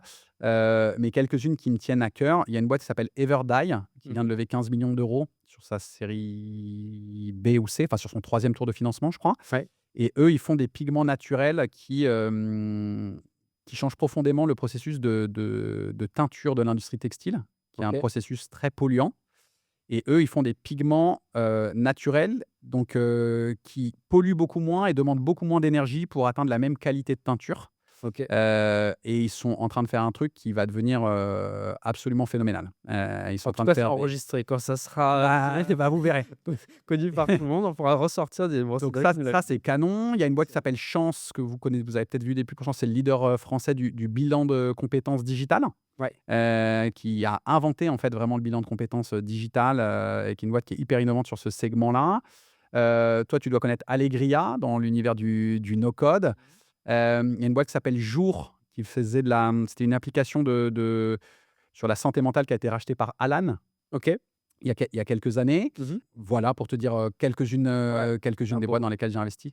beau portefeuille. C'est ça tu as parlé de série A, série B, série C, on parlait early Ouais. stage. Est-ce que tu peux, tu vois, éclairer sur c'est quoi faire de l'investissement early stage? Qu'est-ce que ça veut dire? Tu vois, c'est quoi les tickets moyens que tu as investis? Pour quel ordre de grandeur de part? Tu vois, nous démystifier un peu Ouais. cette partie-là? Hem, donc early stage, en fait, moi, j'investis sur le premier ou deuxième tour de financement d'une entreprise. Donc la première ou la deuxième fois qu'une entreprise va aller solliciter des investisseurs, Ouais. en dehors éventuellement de la création de la société où il y a 3 associés qui ont mis chacun 500 € pour Ouais. créer une société. La première fois, ils vont avoir besoin d'argent externe. Moi, c'est à ce moment-là que je viens. Donc, ils sont normalement des projets qui sont tout jeunes, Ouais. early stage. Mmh. Des fois, ils ont même pas de produit, ils ont juste une présentation de leur idée. Des fois, ils ont un prototype, un MVP. Des fois, ils ont déjà quelque chose qui est dans la main de quelques personnes. Mais moi, j'interviens à ces moments-là. Et donc, c'est des petits tickets, au sens où moi, je mets entre 5 000 et 50 000 € de financement. OK. Et donc, en général, moi, j'arrive avant les fonds d'investissement. Ce qu'on appelle en fait des business angels, hein, mais moi je peux financer un tout petit peu plus tard, mais pas beaucoup. Mais c'est avant d'aller voir des fonds d'investissement, on n'est pas encore prêt et on va d'abord alors souvent on va voir ses amis, et sa famille. Ça, c'est ce qu'on appelle le love money. Mmh. Alors ce love money, il peut arriver dès la création ou juste après. Moi, je peux arriver en même temps. Si le Ouais. love money n'est pas suffisant, par exemple, si tu as besoin de 800 000 €, tu as peut-être pas 800 000 € dans ton réseau. Mmh. Et ben là, tu vas aller chercher des investisseurs et souvent Ouais. enfin, tu peux en tout cas aller chercher des investisseurs qui sont des personnes et non pas des fonds d'investissement et moi j'arrive à ce moment-là. Mais on peut aussi arriver en même temps que certains fonds d'investissement. Mais c'est en gros, c'est le tout début de la boîte, Celui-là. avant qu'elle ait du chiffre d'affaires ou elle vient d'en avoir. En tout cas, avant qu'elle soit rentable et au moment où c'est, une idée pleine de promesses. Ouais. Et donc là, toi, ton objectif, c'est, tu vois, à ce moment-là, je ne sais pas si ça, c'est quelque chose que tu peux nous dire, mais tu prends à peu près quel ordre de grandeur de part et pour quel objectif? Tu vois, pourquoi toi, tu décides de te Ouais. focaliser sur ce type d'investissement? Alors moi déjà, je viens parce qu'en fait, moi de par mon patrimoine, je peux pas distribuer des tickets de, 300 ou 400 000 € à droite à gauche. C'est Ouais. pas c'est pas possible en fait, ou sinon je peux en mettre 2, tu vois? Et puis après, il va falloir que je fasse autre chose quoi, donc je vais pas beaucoup m'amuser. Hem, donc moi, de par l'argent que je peux mettre, je suis obligé de venir assez tôt parce que, quand tu vas lever 10 millions d'euros, Mmh. tu prends pas quelqu'un qui met 50 000, Ouais. sinon ça te fait perdre du temps en fait. Donc moi, je viens au moment où les boîtes, elles ont donc Mistral est encore une fois l'exception, mais parce que c'est très atypique Ouais. comme cas. Mais sinon, dans des projets plus conventionnels, on va dire, moi je viens au moment où les boîtes, elles ont besoin de entre 500 000 € et 3-4 millions d'euros. C'est à ce moment-là où, moi, mes 50 000 € peut-être, seront considérés. OK? Et je viens à ce moment-là, donc déjà parce qu'en fait, je peux pas venir plus tard parce que j'ai pas assez d'argent. Mais ensuite, hem, à ce moment-là, quand tu es au tout début, si tu investis dans une boîte qui se valorise, je sais pas, la boîte, elle se valorise, 5 000 000 € par exemple. Bah, le jour où cette boîte vaudra, 500 millions d'euros, le multiple que moi je vais faire, il est considérable. Mmh. Et donc je viens, je prends des investissements qui sont très risqués. Ouais. Je vais en perdre plus de la moitié, voire plutôt 80 des boîtes qui vont aller au tapis parce que c'est la vie des startups. Ouais. Mais celles qui vont marcher, elles sont censées me rapporter un multiple qui compense tout ça. Pour finir un peu cette partie-là sur la partie investissement, parce que je voudrais aussi qu'on parle de ton investissement aussi à La Réunion, sur Ouais. ce que tu fais, et cetera. Mais juste pour comprendre, parce que, tu vois, il y a un peu ce mythe de, tu sais, la levée de fonds à tout prix, quand on monte une boîte. Hem, Déjà, dans quel cas c'est intéressant, important d'aller lever des fonds? Parce que, tu vois, c'est pas le seul chemin, à Ouais. suivre et ça, je trouve, c'est important de le redire et tu vois, il y a aussi beaucoup de fame parce que comme on parle en millions d'euros, c'est à cause ce côté amplifié des réseaux. Je voudrais qu'on démystifie un peu ce truc-là et qu'on soit un peu plus pragmatique sur, OK, là, j'ai besoin de lever des fonds, parce que j'ai besoin d'atteindre tel ou tel objectif ou alors, bah, en fait, c'est pas du tout le cas et je peux rester, en fonds propres et après, j'aimerais que tu me dises aussi quand toi, tu as une boîte qui vient te voir, c'est quoi les éléments qui sont importants pour toi pour dire: «OK», parce que là, ça va être beaucoup de la confiance, en Ouais, parce que les dans projets sont fondateur. très jeunes. Ouais et c'est quoi les red flags, tu vois? C'est quoi ces sujets? Donc, quand est-ce qu'on doit lever des fonds ou pas? Qu'est-ce qui est important et c'est quoi les red flags? Alors il n'y a pas une réponse absolue à cette question Mmh. selon moi, mais en fait, pour moi, souvent, il y a une incompréhension sur ce qu'est une start-up. Parce qu'en fait, les levées de fonds qu'on voit, c'est des start-up, mais il faut être d'accord sur une définition. Ouais. Moi, ma définition, c'est une jeune entreprise, donc jeune, donc elle a été créée il y a pas longtemps, Mmh. innovante, donc elle fait des choses qui sont différentes de ce qui se fait, jusqu'ici. Elle est pas en train de copier un modèle qui existe la plupart du temps, sur un marché émergent. Donc elle travaille sur des sujets aussi qui sont, récents et qui offrent un potentiel de croissance exponentiel Mmh. et non pas linéaire. On mettra la courbe exponentielle sur l'image, comme ça on voit bien le. Donc, souvent, je vois des gens parler de levée de fonds alors souvent ils sont jeunes, ok, ça, il y a pas de problème, mais ils sont déjà moins souvent innovants, ils sont encore moins souvent sur un marché émergent et très, très, très rarement, ils sont capables d'expliquer en quoi leur modèle de croissance va être exponentiel. Exponentielle, ouais. Hem et donc pour moi, il faut lever des fonds, au sens lever des fonds avec du capital risque, hein. Ça ne veut pas dire, se financer avec du love money et cetera, ça c'est différent, mais lever des fonds avec du capital risque, quand tu coches ces 4 cases-là Mmh. et le exponentiel étant le plus important parce qu'en fait, lever des fonds, ça veut dire être moins propriétaire de ta société que tu ne l'étais hier. C'est ça qu'il ne faut pas oublier, en fait. Lever des fonds, c'est sympa sur le papier, mais tu avais 100 d'une boîte, tu en as plus que 80. Enfin, on fait la fête, mais en fait, tu as juste 20 de moins que ta boîte. En échange de ça, tu as beaucoup d'argent qui Ouais. rentre dans ta société, mais il n'est pas à toi, cet D'accord, argent. intéressant. Il n'est pas à toi, la plupart du temps, hein. Et donc, ça ne se justifie que si tu as un plan très concret pour utiliser cet argent pour que demain, ta société soit beaucoup plus grande, plus grosse, plus valorisée qu'elle ne l'est aujourd'hui. Et auquel cas, il vaut mieux avoir 80 d'un truc qui est 10 fois plus gros que d'avoir 100 d'un truc qui est 10 fois plus petit. Ouais. Mais si tu n'as pas le exponentiel devant toi, théoriquement, tu es pas éligible à une levée de fonds. Et donc, le moment où tu te dis: «Oh putain, mais en fait, si je mets 2 millions d'euros de plus dans mon modèle, je vais faire x10», c'est le moment où il faut aller lever des fonds. Ouais. Tant que tu as pas cette conviction-là, bah, c'est pas forcément l'option qui est privilégiée, mais les gens te le diront. Normalement, le marché te le dira et te dira: «Bah, non, en fait, j'y vais pas». Il y a une exception à ça qui est vraiment le tout, tout 1er tour de financement où là, bah, tu as besoin du premier argent pour aller faire ton premier prototype, ton Mmh. premier MVP, et cetera, mais qui sont sur des plus petits montants. Mais gardez en tête le côté exponentiel, en fait. Si tu as pas un plan qui est exponentiel, c'est pas forcément un sujet qui est éligible à la levée de fonds. Ouais, je comprends, hyper intéressant. Sur la partie, du coup, ce que tu regardes chez les investisseurs et tu Chez les entrepreneurs, non? pardon, c'est excuse-moi, Ouais. chez les entrepreneurs et je dirais même, tu vois, pareil, question en 3 points, c'est qu'est-ce que tu regardes? C'est quoi les red flags? Est-ce que tu vois un critère ou un caractère commun aux gens qui réussissent, tu vois?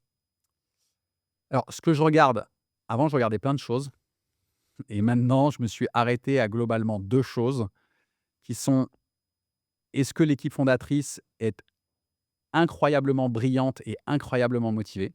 OK. Et ça, c'est 90 de ma décision. Donc tu peux m je n indépendamment de ton idée. Ouais.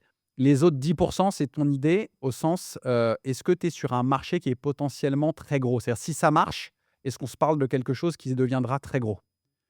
Et voilà, et je m'arrête là. Tu as abandonné ton côté rationnel, Cyril, avec Non, les années? au contraire, c'est incroyablement rationnel parce qu'au début, j'ai fait plein de choix où je rentrais dans les idées, le business model, le truc et je me suis aperçu après, j'ai commencé à investir en 2018. Ouais. Donc maintenant, ça fait quand même 7 ans, que celles qui marchent de manière écrasante sont celles où les fondateurs sont les plus brillants et les plus motivés et souvent, ils ont changé complètement d'idée au milieu. Ouais. Donc en fait, l'idée qu'ils m'ont vendue est plus celle qu'ils font aujourd'hui, mais c'est pas grave parce qu'en fait, une équipe fondatrice qui est brillante, elle va se rendre compte que ce qu'elle fait marche pas et elle va changer son fusil d'épaule. Des fois de manière hyper drastique et ce Mmh. sera même plus la même boîte. Mais donc en fait, maintenant l'entrepreneuriat early stage, c'est misé sur des personnes. Ouais. C'est pas misé sur des idées. Et donc plus tu analyses en général, plus tu pollues ton vrai critère de décision rationnel qui est: «Est-ce que cette personne devant moi est absolument exceptionnelle et motivée de manière absolument exceptionnelle?» Et quelqu'un qui est brillant, comment tu c'est quoi Alors le alors feeling? pour le coup, ça c'est très subjectif. Ouais, Ça c'est très subjectif. Si tu veux, il y a l'aspirationnel, c'est qu'il faut décider par rapport à ça. ouais, Maintenant le comment ouais, comment tu caractérises, comment le caractériser, c'est hyper dur et je pense que tout le monde aurait une réponse différente à ouais, ça. Heu, Moi j'ai un biais qui est que je suis attiré par les gens analytiques, mais ce qui fait que je passe à côté de plein de sujets parce qu'en fait on parlait justement des traits communs. Je trouve qu'ils sont pas faciles. ouais, Je dirais juste que ils sont pas communs au sens, il y a des gens qui réussissent très bien en étant très différents de ça.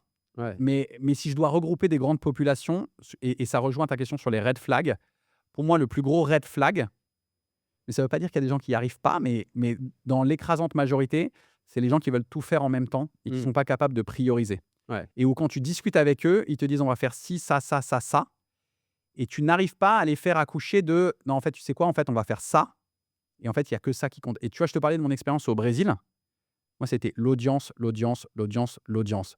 Évidemment qu'il faut que je sois très bon commercialement pour vendre, pour gagner de l'argent. Si on ne Mmh. vend pas de publicité, on ne gagne pas d'argent. Ouais. Mais en fait, tu sais quoi? C'est beaucoup moins important que d'être très fort en audience. Donc, parle-moi que de l'audience. Et moi, j'ai fait que de l'audience pendant 1 an et demi. Et en fait, quand tu as réussi ça, le reste, c'est facile. Mmh. Et moi, c'est les gens qui ont du mal à prioriser et qui te disent: «On va, distribuer par, 3 canaux de vente différents en même temps» et cetera. En fait, ça, pour moi, c'est le plus gros red flag parce qu'en fait, c'est des gens qui vont en fait, une start-up, elle a peu de ressources. À la fois, elle a peu d'employés et elle a peu d'argent. Mmh. Et la manière dont tu l'utilises, c'est ça ta mission en tant que fondateur. Ouais. C'est de mettre ces ressources-là sur les bons sujets. Et plus tu la mets sur des sujets différents, moins tu as d'argent par sujet. Moins la chance que le sujet très important soit bien traité. C'est le focus finalement Donc sur c'est le focus. focus. Mais j'ai vu des entrepreneurs avec assez peu de focus qui ont fait des très belles choses. Donc si tu veux, c'est pas une pour moi, c'est un trait majoritaire, mais pas Ouais. exclusif. Ouais, non, mais c'est hyper intéressant et je trouve que là, on sort vraiment à quelque chose de très concret. Je voudrais qu'on tu vois, on termine cet épisode-là sur, ton investissement à La Réunion, Ouais. personnel, financier, entrepreneurial et cetera. Donc tu aurais pu, tu vois, choisir de dire: «Bon, je prends ma retraite au soleil à La Réunion et je vais à la plage, tous les matins». Peut-être que tu le fais, mais peut-être Non, que tu fais le complément. pas du tout assez. Mais tu as décidé quand même de pas mal t'investir, en local. Ouais. Pourquoi c'était important, tu vois, pour toi déjà de relancer, tu vois, une aventure entrepreneuriale ici à La Réunion VS, tu vois, avoir déjà tes investissements ailleurs et cetera? Quand je suis arrivé à La Réunion, on est arrivé il y a 5 ans, ma femme est réunionnaise, elle était enceinte de notre première fille et donc on est venu pour la naissance de notre première fille. On devait rester 6 mois et c'était il y a 5 ans. Et on a eu une deuxième fille, donc on est encore là pour un bon moment. Quand je suis arrivé, j'avais que des activités à distance. En fait, je gérais mes investissements et mes conseils d'administration et cetera, à distance. Et à un moment, on a décidé qu'on allait rester à La Réunion. Et en fait, à partir du moment où on a resté à La Réunion, pour moi, ça devenait impensable de pas faire quelque chose en prise avec, le territoire dans lequel, je vis. Quand j'étais au Brésil, moi, j'avais une grande fierté d'avoir une entreprise qui était brésilienne, et mon grand jeu, c'était quand je rentrais dans les taxis, qu'on me posait des questions, bah, en fait, je lui demandais s'il connaissait, Adoro Cinema, qui était le Allociné brésilien, par exemple, et tout le monde connaissait et ça engageait la conversation avec les personnes et tu crées un lien, en fait, avec les gens et moi, je me suis dit: «Mais si je veux rencontrer des gens, il faut que je fasse des choses ici. Enfin, si je veux rencontrer des gens intéressants», c'est comme ça d'ailleurs qu'on s'est rencontrés, tu vois? Il faut que je fasse quelque chose ici et ensuite il y a 2 autres choses aussi, j'ai 2 filles qui sont réunionnaises, j'ai une femme qui est réunionnaise et donc moi je suis pas réunionnais, mais j'habite ici et je suis là pour longtemps et donc je considère en partie que, c'est mon territoire.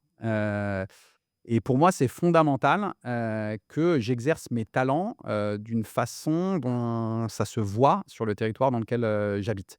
Et donc je me suis dit: «Bah, je vais faire des choses à La Réunion». Ça a commencé par le padel, qui j'avais toujours eu envie de faire des choses dans le sport, mais j'avais jamais eu l'occasion. Ouais.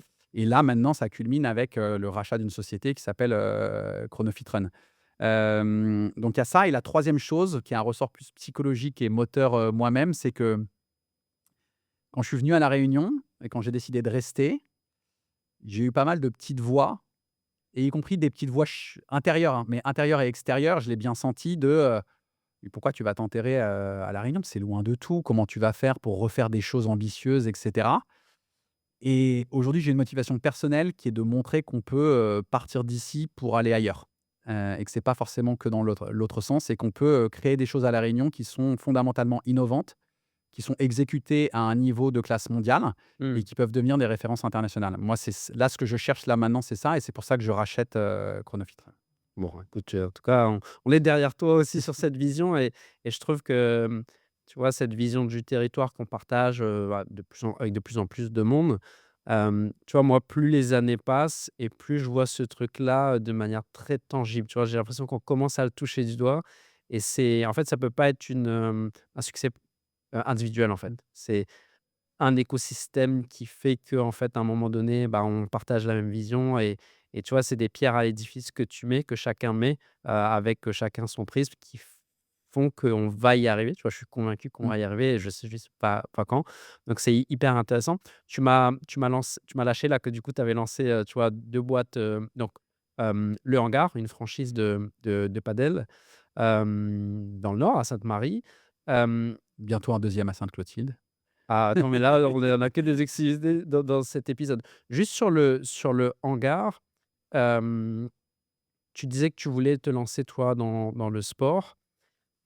C'était pas ta première boîte, tu as aussi vu beaucoup, de lancements de boîtes. Est-ce que tu as rencontré des difficultés particulières à La Réunion, que tu as pas trouvé, forcément ailleurs ou finalement lancer une boîte à La Réunion, c'est à peu près pareil que partout, quoi? Alors là, c'est un cas particulier parce que c'est donc c'est des clubs de padel Ouais, et pour l'instant, il y en a qu'un. ouais. Il y aura le deuxième bientôt, mais donc je ne sais pas à quel point c'est comparable avec d'autres choses. Heu, Moi, la grande difficulté que je rencontre sur ce business-là, c'est propre au fait d'être sur une île Ouais. dont une grande partie du territoire est classée au patrimoine mondial de l'UNESCO. C'est qu'en fait, il y a pas de terrain. Il y a pas de foncier et là, je fais une activité qui a besoin de superficie et de superficie assez grande, en fait. Et donc ça, c'est une je pense que sincèrement, si on était en métropole et que j'avais fait ça, j'aurais déjà une dizaine de clubs. Ouais. Ici, c'est très compliqué d'avoir accès à du foncier. Donc ça, c'est très particulier, à La Réunion. Mais à côté de ça, et moi, ça rejoint un peu le début de mon arrivée au Brésil. Mmh. Moi, j'ai créé ma boîte à Rio, au Brésil et on m'avait dit: «Waouh, Rio, pour recruter, tu vas te galérer», tu vois? Parce que, les Cariocas, c'est les habitants de Rio, ils sont à la plage, ils font autre chose, machin truc et cetera. J'avais une équipe, c'était des tueurs, quoi. Bah, là, l'équipe qu'on a, c'est des tueurs. Ils sont hyper bons dans ce qu'ils font, ils sont hyper engagés et cetera et donc non, j'ai pas vraiment connu de difficultés particulières sur ce projet-là, en tout cas. OK. Mais hyper intéressant et là, du coup, tu me disais, que tu es en train de racheter donc Ouais, Chronofit, Run. Je pense que, comme je disais, tout le monde a déjà vu, sur Insta. publicité sur Insta. Ouais, soit sur Ils ont Insta, des soit beaux sur budgets publicitaires. ouais, exactement et tu vois, qu'est-ce qui t'a convaincu, toi, sur ce projet-là? Parce que c'est quand même un peu différent. Tu vois, le hangar, tu Ouais, l'as lancé vraiment, tu as imaginé le projet. Là, tu es plus sur un rachat. ouais, Pourquoi tu décides, tu vois, de te lancer dans ouais. cette aventure et d'en prendre vraiment la direction? Parce que là, tu repars dans l'opérationnel, tu Je repars m'associe avec le fondateur. ouais, OK. Donc voilà, c'est quoi les éléments Ouais, qui t'ont attiré? Pourquoi tu as ouais. décidé de te lancer là-dedans? Donc déjà, c'est exclusif parce que ce sera public, 2e quinzaine d'octobre. Donc OK. c'est la première fois qu'on en parle. Donc c'est des centres de coaching sportif qui sont aujourd'hui dans le nord de la Réunion et qui sont, dont la cible principale est les personnes qui, veulent ou doivent Mmh. perdre du poids de manière significative, entre, 10 et 50 kilogrammes, dont le surpoids affecte la santé et c'est, un endroit où ils ont théorisé une méthodologie et tout un accompagnement hyper intense sur un an qui permet aux gens d'obtenir des résultats et de changer le cours de leurs conditions physiques. Mmh. Hem, Avec le hangar, le projet de padel, j'ai retrouvé le goût au fait d'avoir une équipe, un business plan, quelque chose qui, grandit chaque jour. J'avais un peu après, mon expérience au Brésil, j'étais tellement fatigué que honnêtement, j'avais même perdu, Perdu un peu ce goût-là, le goût et même la confiance en moi dans ma capacité à refaire ça, tellement mmh. je savais à quel point c'était dur, tu vois? Et le hangar, ça a été tellement facile. Je salue mes associés parce que ça a été tellement facile grâce à eux. On est 5 associés, on l'a fait de manière très collégiale. Ça marche super bien, c'est hyper simple, on s'entend trop bien et je me suis dit: «Putain, mais en fait, c'est ça ce que j'aime», tu vois? En fait, ce que j'aime, c'est monter des boîtes et les faire, grandir et en fait, j'aime échanger avec les gens sur qu'est-ce qu'on va faire demain, tu vois? Moi, c'est ça ce que j'aime, quoi et je me suis dit: «Par contre, le padel, difficile à développer depuis La Réunion parce que le foncier, déjà à La Réunion, compliqué et puis, si je veux aller le développer ailleurs, il faut que j'aille ailleurs, en fait et là, moi, ma femme et mes filles, elles sont à La Réunion, donc je veux quelque chose que je peux développer d'ici. Mais par contre, je veux faire quelque chose de vraiment ambitieux» et là, ça a été l'opportunité. J'ai rencontré Vincent, le fondateur de Chronofit Run. Je suis allé essayer avec mon beau-frère qui est kiné du sport et qui s'associe avec moi dans cette opération. On est allé essayer sur place. On s'est regardé, on a dit: «Mais il se passe un truc spécial ici, en fait». En fait, c'est un truc qui est né à La Réunion, tu vois? Même dans le nom Chronofit Run, avec des coachs réunionnais. Le fondateur, lui, il est pas réunionnais, mais il est arrivé ici il y a 5 ou 6 ans et en fait, les résultats qu'ils obtiennent et donc je suis allé appeler des gens du milieu du fitness et de la remise en forme, en France et ailleurs, qui m'ont confirmé que les résultats qu'ils obtenaient en termes de, l'impact sur la condition physique des gens Mmh. étaient c'est un ovni, quoi. C'est un ovni et ce truc-là, il est à La Réunion, il a été créé à La Réunion et moi, je pense qu'en fait, ce truc-là, il est dans les 0,1 du monde, les meilleurs dans ce qu'il fait et quand j'ai vu ça, je me suis dit: «Oh putain, oh il est là le truc». Heu, donc j'ai regardé, j'ai dit: «Ah ouais, mais en fait, c'est juste parfait» parce qu'en fait, c'est des gens qui sont exceptionnels dans ce qu'ils font, dans l'accompagnement des gens sur la perte de poids pendant un an et dans le sportif.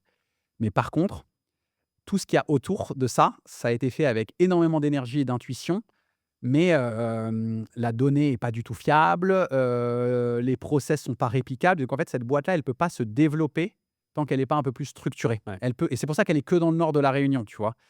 Et moi, je viens en disant: «Bah, en fait, moi, ce que je sais faire, c'est développer les choses». Et donc j'arrive, je mets les outils, je mets, les process en place, je fais les recrutements et on va aller sur le reste de la Réunion et dans 2 ans, on part à l'international.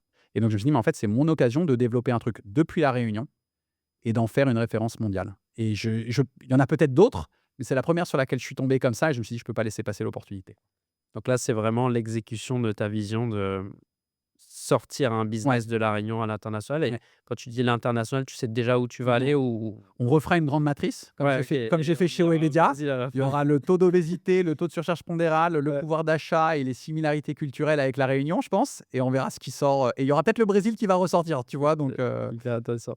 Je voudrais juste, conclure sur 2 questions, sur ce sujet avant qu'on finisse malheureusement cet épisode, mais sur, tu vois, tu me disais en off que sur ce rachat, tu avais utilisé un mécanisme, un peu particulier qui s'appelle le LBO. ouais. Est-ce que tu peux nous expliquer concrètement ce que ça veut dire, comment on l'opère et tu vois, nous faire un petit peu d'éducation Ouais. sur ce sujet? Donc LBO, ça veut dire leveraged buyout. C'est un achat dans lequel tu mets du levier. En fait, le levier, c'est la dette. Donc ça s'applique que pour des entreprises rentables OK, qui génèrent de la trésorerie au quotidien.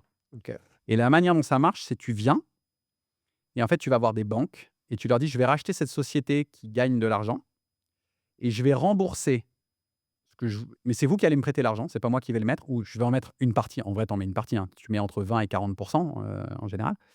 Mais c'est vous qui allez me fournir la plus grande partie de l'argent et je vais pouvoir vous rembourser avec l'argent que la société génère. Donc en fait, l'argent que la société génère va être utilisé pour 2 choses: rembourser les dettes que tu as contractées pour la racheter et le développement. Et c'est un modèle un peu magique où tu achètes des sociétés alors que tu as pas d'argent, tu vois? Donc c'est financièrement, c'est assez dingue. Maintenant, ça marche quand les conditions sont réunies, à savoir que, il faut que ce soit des sociétés qui gagnent de l'argent et il faut que les banques, aient très confiance dans toi et ton projet de développement. Mais là, ça nous permet à nous de racheter une société qui a une belle valorisation, en apportant, on apporte, 22 de la somme seulement. OK. Si je me lance dans un parallèle, Ouais, est-ce que c'est comme si, tu dis que tu as, un bien immobilier qui ouais, génère déjà des loyers, ouais, que tu dis à la banque: «Bah, en fait, ce bien exact. immobilier, je vais le faire grossir». On soit on sépare en 2, soit parce qu'il y a un terrain qui est plus grand et cetera et se dire: «Bah, en fait, j'ai besoin juste de l'argent pour le faire grossir et je vais utiliser les loyers supplémentaires pour vous rembourser». C'est exactement ça. Voilà. OK. Donc c'est vraiment exactement ça. Je vais utiliser les loyers pour vous rembourser. La seule différence, c'est que sur de l'immobilier, on te prête de l'argent sur assez longtemps en général, Mmh. parce que dans le pire des cas, tu peux revendre, Ouais, l'appartement, l'immeuble, et cetera. ouais. Donc on va te prêter sur 15, 20, 25 ans, alors que là, on te prête sur 7 ans sur les entreprises. Donc il faut quand même qu'il y ait beaucoup de cash généré, parce que rembourser ces sommes-là sur 7 ans, il faut quand même, il faut pas perdre de temps, tu vois? Ouais, Donc tu es obligé d'avoir une rentabilité qui est beaucoup plus forte. ouais, donc ça va aller fort, quoi. Ça va aller fort. Ça va aller assez fort, ouais. Ma dernière question, là-dessus, c'est, quand tu arrives, toi, parce que tu me disais que tu avais déjà rencontré les équipes, Ouais, la semaine dernière. qu'est-ce que tu leur dis, tu vois, quand tu arrives, et ils savaient déjà qu'il y avait ce rachat en cours? Le fondateur, les avait prévenu les dirigeants, de manière, individuelle et Ouais, après avait, prévenu tout le monde, mais de manière superficielle. ouais, donc Heu, ça veut dire que ça peut être anxiogène, en fait, de dire: «Bah, ouais, punaise, là, ouais, on sait complètement, pas où on va». ouais. C'est quoi les premières, premiers mots que tu leur dis? Donc moi, je l'ai déjà fait 9 fois parce que je l'ai fait, chez Webedia en France, je l'ai fait chez Webedia au Brésil et tout, donc je commence à avoir un peu d'habitude sur le sujet. Ouais. On l'a fait au hangar, on a fait une soirée padel pour, Tant qu'à faire. tant qu'à faire, poche droite, poche gauche. Mais, non, mais c'est surtout parce que ça crée un cadre qui est très convivial Non, bien sûr. et moi, en fait, maintenant, je me concentre sur, dans le contenu, 2 choses et sur la forme, une chose. Donc dans le contenu, 2 choses qui sont ce que je leur dis, c'est pourquoi je les ai choisis et en fait, je les ai choisis parce qu'ils sont exceptionnels et tout le monde aime bien entendre qu'ils sont exceptionnels et c'est vrai. Et donc moi, je commence par leur dire: «Qu'est-ce que j'ai vu qui m'a, donné envie d'engager mon patrimoine et les prochaines années de ma vie dans le projet qu'ils ont construit eux?» Et ça, en général, c'est plutôt une accroche que j'aime bien parce que, bah, ça met les gens en confiance. La deuxième chose en termes de contenu, c'est pour faire quoi? Et là, je vais communiquer l'ambition, le «j'arrive» et à quoi ça va servir et où est-ce qu'on va aller. Et là, j'essaye de c'est un enjeu de motivation des gens et qui disent: «Oh putain, en fait, je suis au bon endroit, en fait. Là, il y a quelqu'un qui arrive». Mais en fait, j'enlève tout de suite le côté anxiogène. C'est en fait, j'arrive et on va grandir ensemble. Ouais. Regarde, alors il se trouve que maintenant, avec mon parcours et tout, j'arrive à raconter un petit peu ce que j'ai fait par le passé. Mais c'est regarder où on va aller. Et là, j'essaie de communiquer une vision qui est enthousiasmante. Et sur la forme, j'essaie de le faire d'une façon, tu sais, la communication, c'est on dit, c'est quoi? C'est 90 non verbal et 10 verbal. Et donc sur le non verbal, j'essaie de le faire d'une façon qui montre la manière dont je fonctionne et les valeurs qui m'animent, et donc de le faire avec aucun niveau de hiérarchie dans la manière dont on se parle et de montrer que je suis quelqu'un de très transparent. C'est-à-dire qu'on peut me poser toutes les questions qu'on veut, là vraiment sans tabou pour le coup. Hem, avec beaucoup de bienveillance qui donne énormément de confiance aux équipes et j'essaie de transmettre ça dans la manière dont je parle, même dans le ton de ma voix, Mmh. et cetera.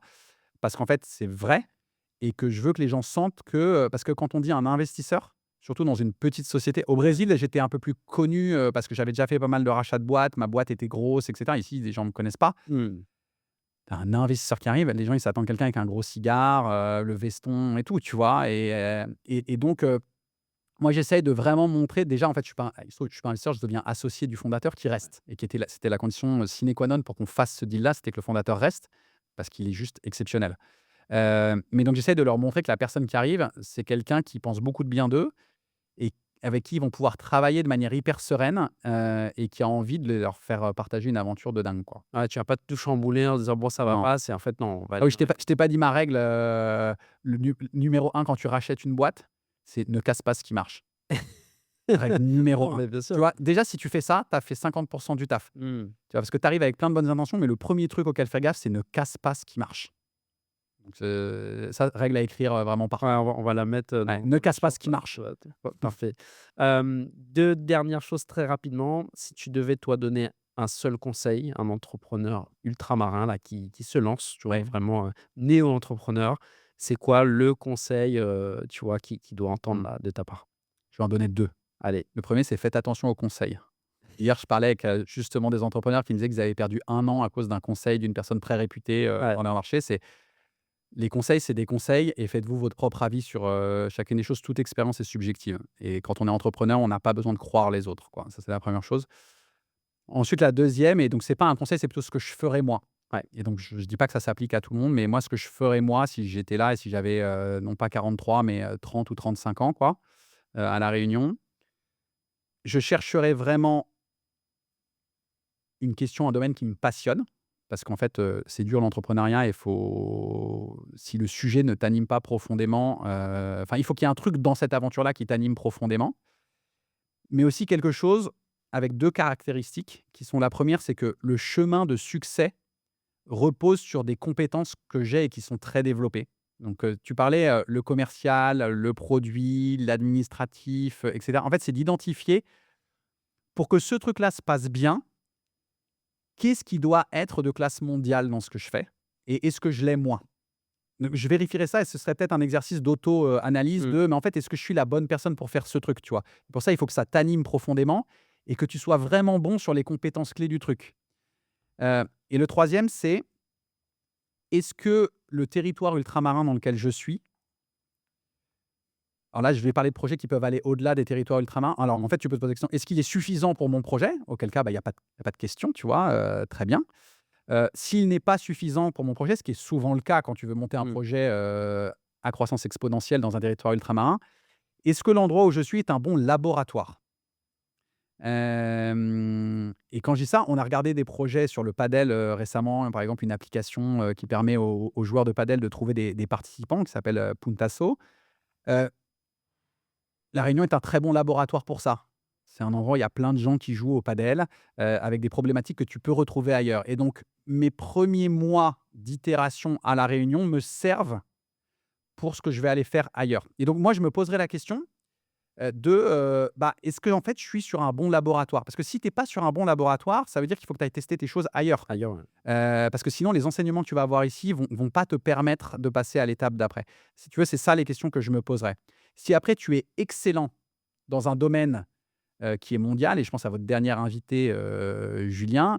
Bon, bah, lui, il a pas besoin de se poser ces questions-là parce qu'en fait, son marché, il est directement mondial et il est suffisamment fort lui-même pour l'attaquer de front. Mais voilà, si j'étais comme moi, je suis pas très fort dans un domaine particulier, je me demanderais si l'endroit où je m'assurerais que, je suis dans un endroit où c'est un labo qui est efficace.